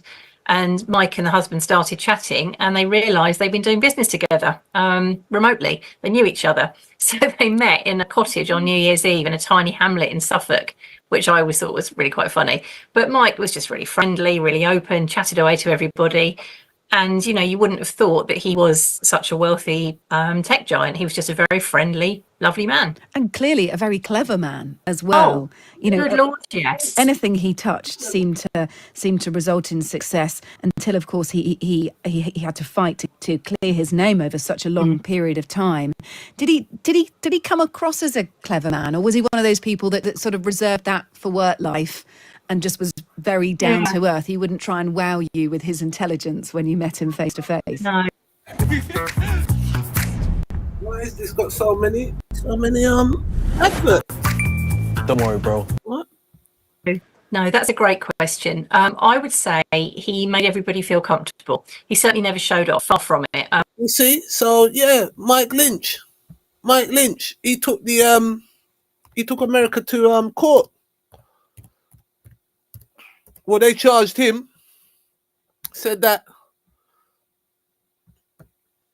he was fiddling the books, and he also I think he was the pioneer for text to speech. So he's the man that kind of was behind AI, and he's a local man. He's not too, he's born not too far from where I am now. Rifleman, yeah, man. Shout out to Mike Lynch, and it's an awful thing what happened to him. Awful. His daughter was the last one, the last one that they took out. Apparently, they took out of the unsinkable yacht, right? The unsinkable yacht, right?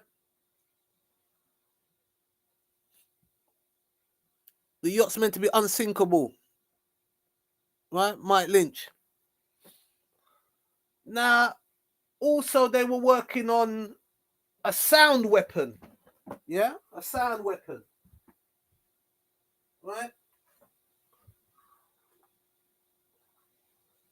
Did they use the sound weapon on the boat?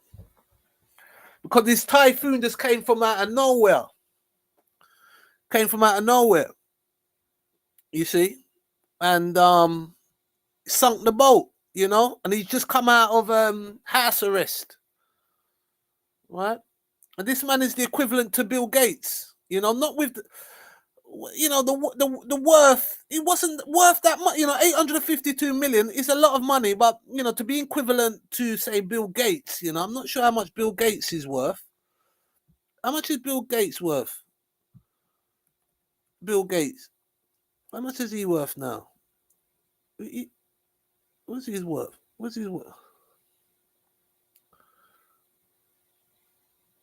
So he's been included on the you see, he's got 100 billion. 100 billion. So yes, he was the UK's Bill Gates, but not in. Where is it charging? Not in, say, I don't know what's happening there. Something's going on. Not in wealth, but I presume in intelligence. He's the He was the British equivalent to Bill Gates. And then 59 years old, just come out of house arrest. I think he was in somewhere in San Francisco, house arrest. Tech giants took him to court, said that he had been fiddling the books, right? And as you can hear there by the woman saying that, he's a down to earth person. And I mean, I've met thousands of like CEOs, thousands. You know what I mean? My 20-year work history, right? Yeah, in West End, right? So I've met some top cats there. You know what I mean? And it's like I know this guy. You know, it's like I met him before. I met a lot of people. You know, so you know, it's a sad. It was sad that it was sad. You know, the man just got out of house arrest and then goes on goes on his little boat and that. He's not really a show off man. You know, he just, that was it. You know, it took them ages to find the boat. You know, this boat and this typhoon just came from out of nowhere. You know, so Mike Lynch, right? 2024, decisive moments, defining moments. You understand, right?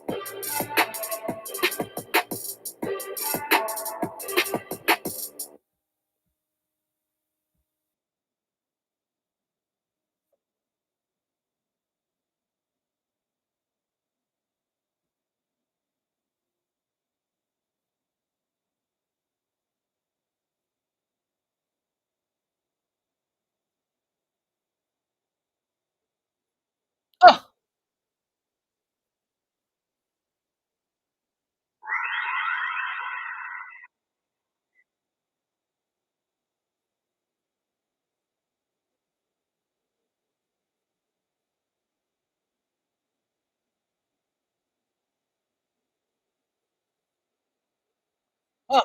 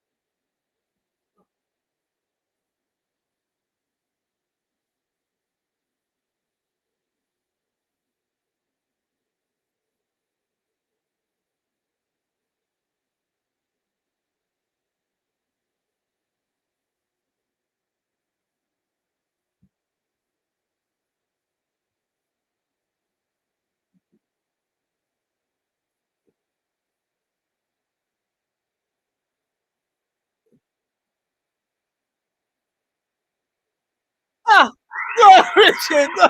No. Yeah. Yes, yes. Richie done him there. Richie done him. Yeah, Richie should have done him. He done him. Yeah, well done. That was pretty good, Richie. That was pretty good. That was pretty good. That was. I like that one. That's where Cleverly tried it. You know. Remember, I played that. You have to check the first my first show, the part one of this. You know. Obviously, part one, you had Navalny. Yeah, Trump. It's Trump's year. Don't let no one tell you nothing. But Navalny's up there as the bravest man. You know. There was a lot of dummies, you know. There's a couple of shows out there now, stupidest moments, you know. So I would have put the dumbest moments myself, you know what I mean, Rifleman, yeah. But anyway, right.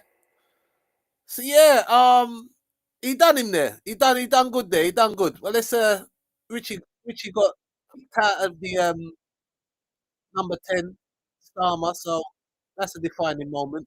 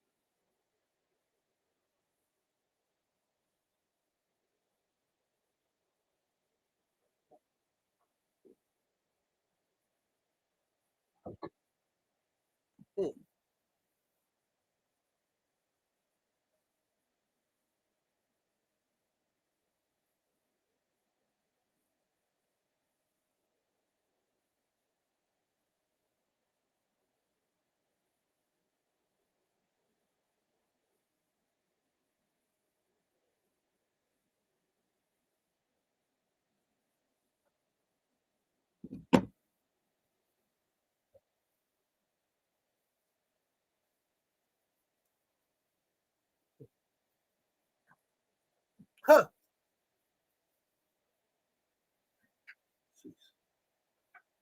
Yeah, whatever, mate.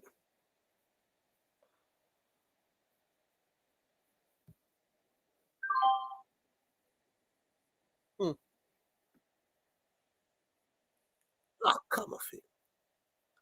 I'm so stupid.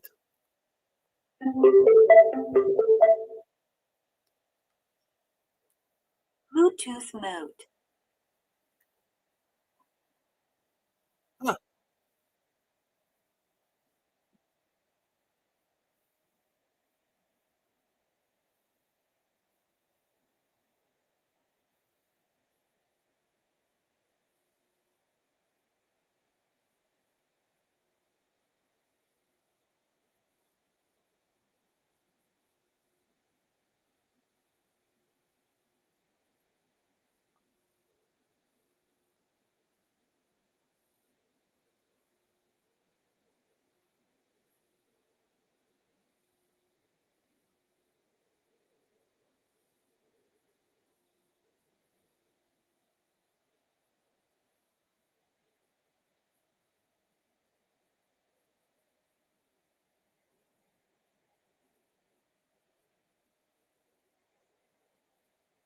Huh.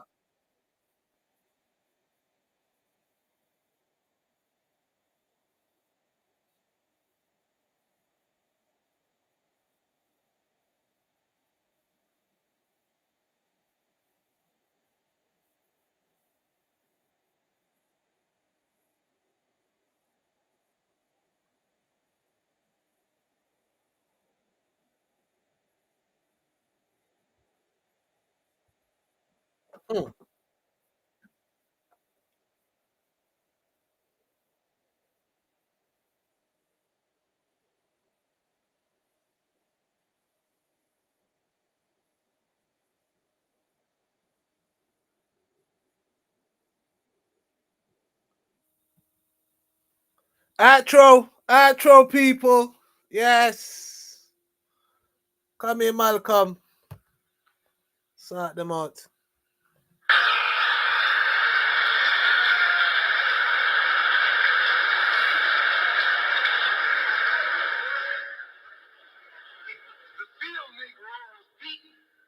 From morning till night. He lived in a shack, in a hut. He wore cast-off clothes. And he hated his master. I say he hated his master.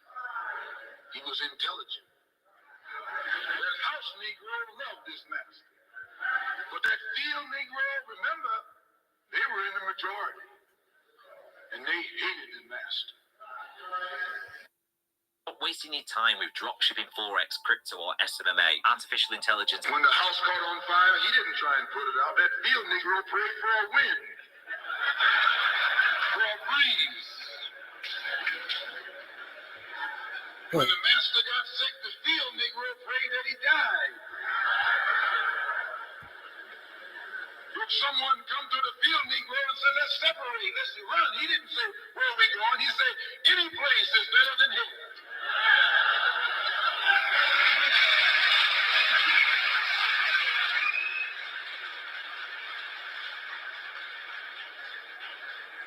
You got field Negroes in America today. I'm a field Negro. The masses are the field Negroes. When they see this man's house on fire, you don't hear these little Negroes talking about our government is in trouble. They say the government is in trouble.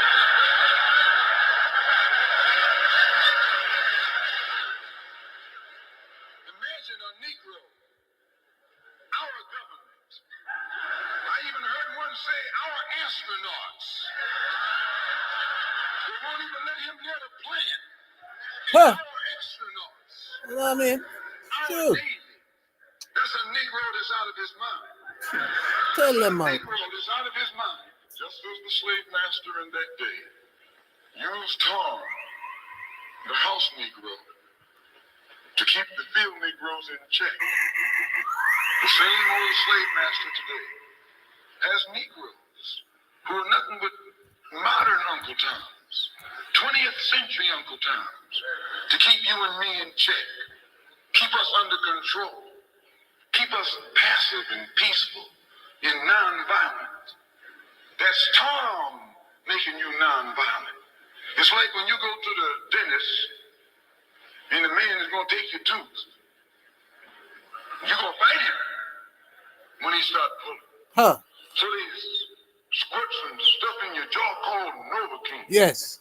To make you think they're not doing anything to you. All right. So you sit there and because you got all that Novocaine in your jaw, you suffer peacefully. You hearing?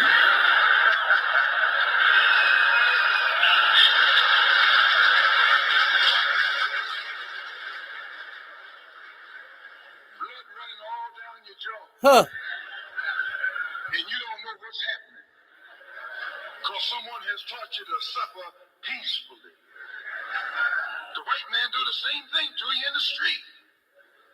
When he don't want to put knots on your head and take advantage of you and don't have to be afraid of you fighting back. To keep you from fighting back, he get these old religious Uncle Toms to teach you and me that just like Novocaine, suffer peacefully. Don't stop suffering, just suffer peacefully. As Reverend Fleet pointed out, let your blood flow in the streets. Huh. This is a shame. And you know, he's a Christian preacher. If it's a shame to him, you know what it is to me.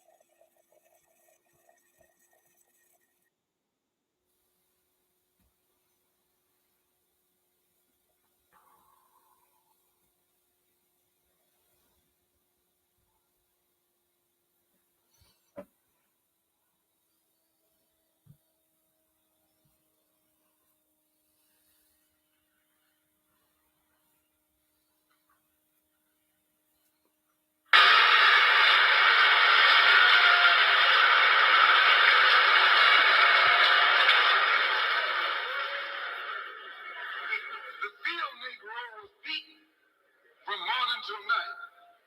He lived in a shack, in a hut. He wore cast-off clothes. And he hated his master. I say he hated his master. He was intelligent. That house Negro loved his master. But that field Negro, remember, they were in the majority. And they hated the master. Stop wasting your time with dropshipping, Forex, crypto, or SMMA. Artificial intelligence. When the house caught on fire, he didn't try and put it out. That field Negro prayed for a wind, for a breeze. When the master got sick, the field Negro prayed that he died. If someone come to the field Negro and said, let's separate, let's run, he didn't say, where are we going? He said, any place is better than here.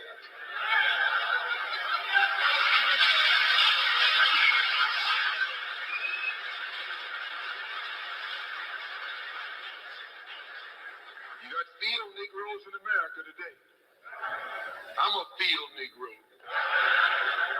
The masses are the field Negroes.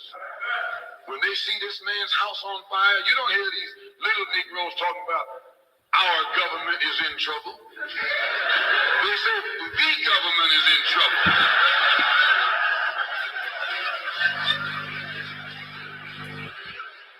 Imagine a Negro, our government. I even heard one say our astronauts. They won't even let him near the plant. And our astronauts, our Navy, that's a Negro that's out of his mind. That's a Negro that's out of his mind. That's just the state man. Well, we get the elephant to support some color fashion monkey. Yes, but yes, man, junkie. I said police for the yard. On the jumbo, on the papa, on the sister. I call that people that you make feed. Martin in Mickey, but I in 9G. Officer, the killer make feed. No man, the bad one. About feeling the kid, but I ain't dream. Officer, me still a beg fiend. No man, I'm a bad man, a bad man siren. You know some make up where you bad man right arm. As anything want to bad man, them alarm. Fire brigade, the boy, everyone can't tell it and police. Somebody just go inform. You know some make up where you wear bad man colors. Reach up them face like them feel bad man powers. Up at the me here a class of gal and powers. We can't stop tough kick and boxing feet. That's how people are beg fiend. Boy, you can make it, but I ain't dream. All the mother are beg fiend. No man, I'm a bad man, a bad man siren. Now people start to beg fiend. Boy, you can make it, but I ain't dream. Officer, me still a beg fiend. No man, I'm a bad man, a bad man siren. You wanna hear? Ooh, I be a bad man fall. Never know a man a go yet him a jump in a car. Everyone friend and countryman them in a hall. Who don't make and get him face just fuck a melis jar. One top of that he get mixed up in a pot. Call it and name to get himself off the road. Come back and laugh with man like you get drunk. He done just leave back and keep a big hand and throat. That's how people are like feel. Boy, killing the kid but I ain't dream. Officer me still a like feel. No man a bad man, a bad man siren. The mother of your beg feel. What do you make it but I ain't dream. All its sister a beg feel. No man a bad man, a bad man siren. This boy a real bad man come apart. Up a line him up all the people smoke ganja hard. Up a day the police all corral the guard. Spend ganja on him and we hit him get shot. The man a ball officer and a finny bad. You see it on the ground but a just start his heart. So me a beg you to stop, no start the assault. Can the king get him let him run like Jerry Hart. That's all people are beg feel. Why you think people die in my dream? Officer me still a beg feel. No man a bad man, a bad man siren. Now you mother start beg feel. Why you think people die in my dream? All the sister a beg feel. No man a bad man, a bad man siren. You know some little boy where you bad man right arm. Not anything want to bad man them alarm. Fire brigade the boy hear him run can't tell it and police somebody just inform. I say the fire sense to everything twice. You still want to sense. I'm ready to pay the consequences. I say be careful what you teach little children. Make sure I know something to learn them. I want to say to my sister, she could be the next prime minister. I said to watch what you say to me, doctor, can give me long road. She could be a doctor, on the prevention, not to me sundown. I mean, I want to come up with a gunman, still you never listen. Your ears must be listen. Every day you say you're gonna shine and not listen. You're talking to the screen and the letter and the whistle. It look like you forget that I'm home and blessed. You wake up from your mouth, meditation of your heart. To be free from negative. After we start, after good time, you better have a good job. Be careful what you do. Mind what you think to children. Make you know something for them. I want to say to my sister, that she put me in the next prime minister. I say be careful what you say to me daughter, cause in the long run, she could be a doctor. But your prevention not to me son. I mean, no, it's another man, Mr. Fire, Mr. Jacket. You false prophet, leading the children, I'm scared you to stop it. Cause I want to argue, but put it on your pocket. No, you let your man up all wrong.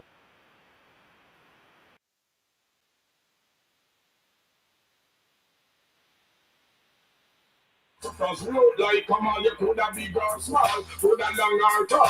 So you miss me and me can belong you with a go fall. And your mother we cry, and you not give it all. We not take a speech, might as well kill her. Coulda buy St. Peter, coulda buy St. Paul. Coulda to Blanca, and you coulda to Clyde. Me pop off me boy, then name rain stop her. When you pop two, I gonna need to you to war. Well, somebody up in it from them this after all.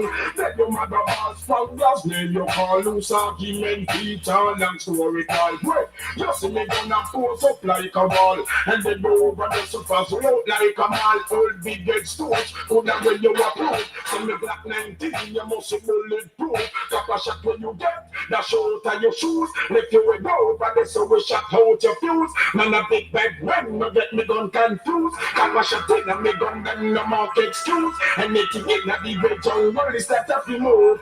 Let your mother call TG and you call you so be men beat all like the world all of us. You see me when I'm pose up like a wall. And they go over the surface road like a wall. Me no fuck out from you. Smarty get them in hole. Smoke fire like a bag and I pop up like gold. You look at them and to them. Yeah, they know. Yeah. Me advice me brethren. I'm not going to live on a fun thing. You know the thing I'm gonna bring you up this evening. I'm living a fun thing. I'm going to the boys get me brethren. I'm living on a bed of road. But there's not fish off or to boat. After when I done on the clothes. Cause I get on the road brethren. You have this. When gunshot and look, you can't make yourself this and inside it. You have the things will happen fast and a one shot and when you get this squeeze after the phone. Have things under control. We look out the police and run patrol. You have the smart and have the man without hand to murder people. Without second chance. If no make no sense, you wait dead. You a fire gunshot and nobody not dead. You never kill.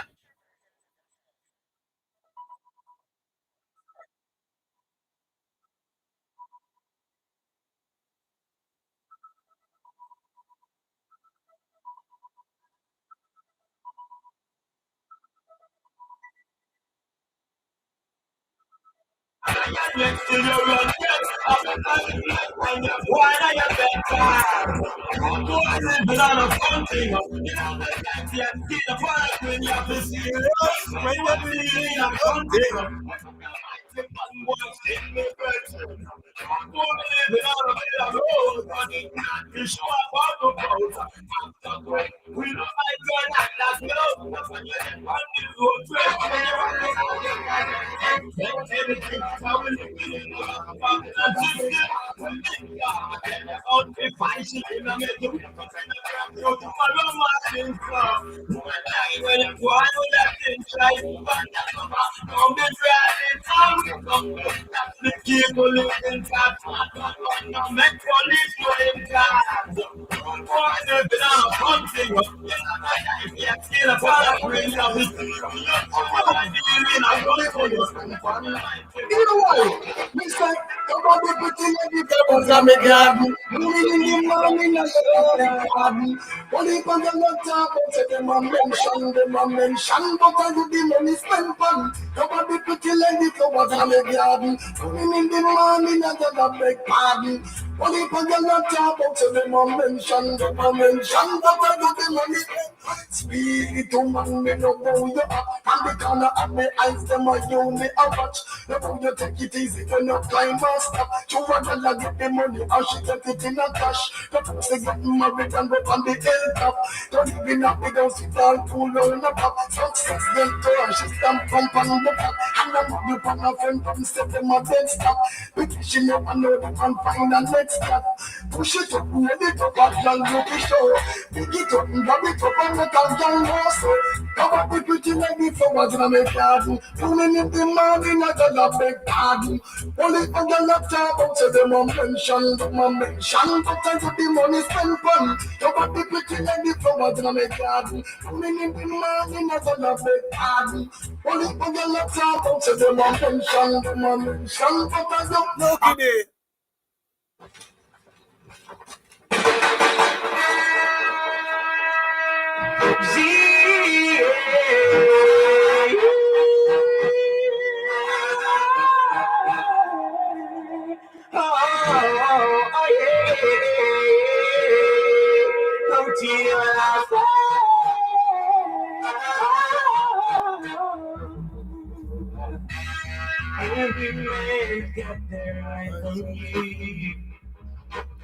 Try to get a chance at your own. I earn them see this yeah. That's why I gotta tell you now. You are the center of attraction. Knock me off my feet. Center of attraction. And I just gotta be discreet. Open your eyes. Tell me what you see. There's something burning in my soul. Open your eyes, tell me what do you see? It's love and moving up and down. You are the center of attraction. Knock me off my feet. Center of attraction. Yes. And I just gotta be discreet. I am losing my control every time you pass my way. I'm going crazy every day. The center of attraction. Knock me off my feet. Center of attraction. And I've gotta be discreet. 'Cause every man's got their eyes on you. Trying to get a chance at your love. Whoa. I have been talking with you the best thing in town. And thought I gotta let you know. Yeah. Center of attraction. You knock me off my feet. Center of attraction. And I've gotta be discreet.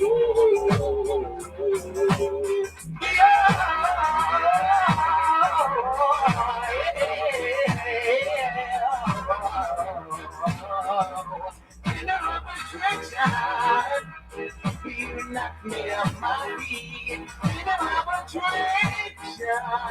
And I've gotta be discreet. You say you need somebody new. But I am so in love with you. Oh, yeah. I hear them say that you're my talking sound. Baby, and I just gotta let you know that you're the center of attraction. You knock me off my feet. Center of attraction. And I've gotta be discreet. But who am I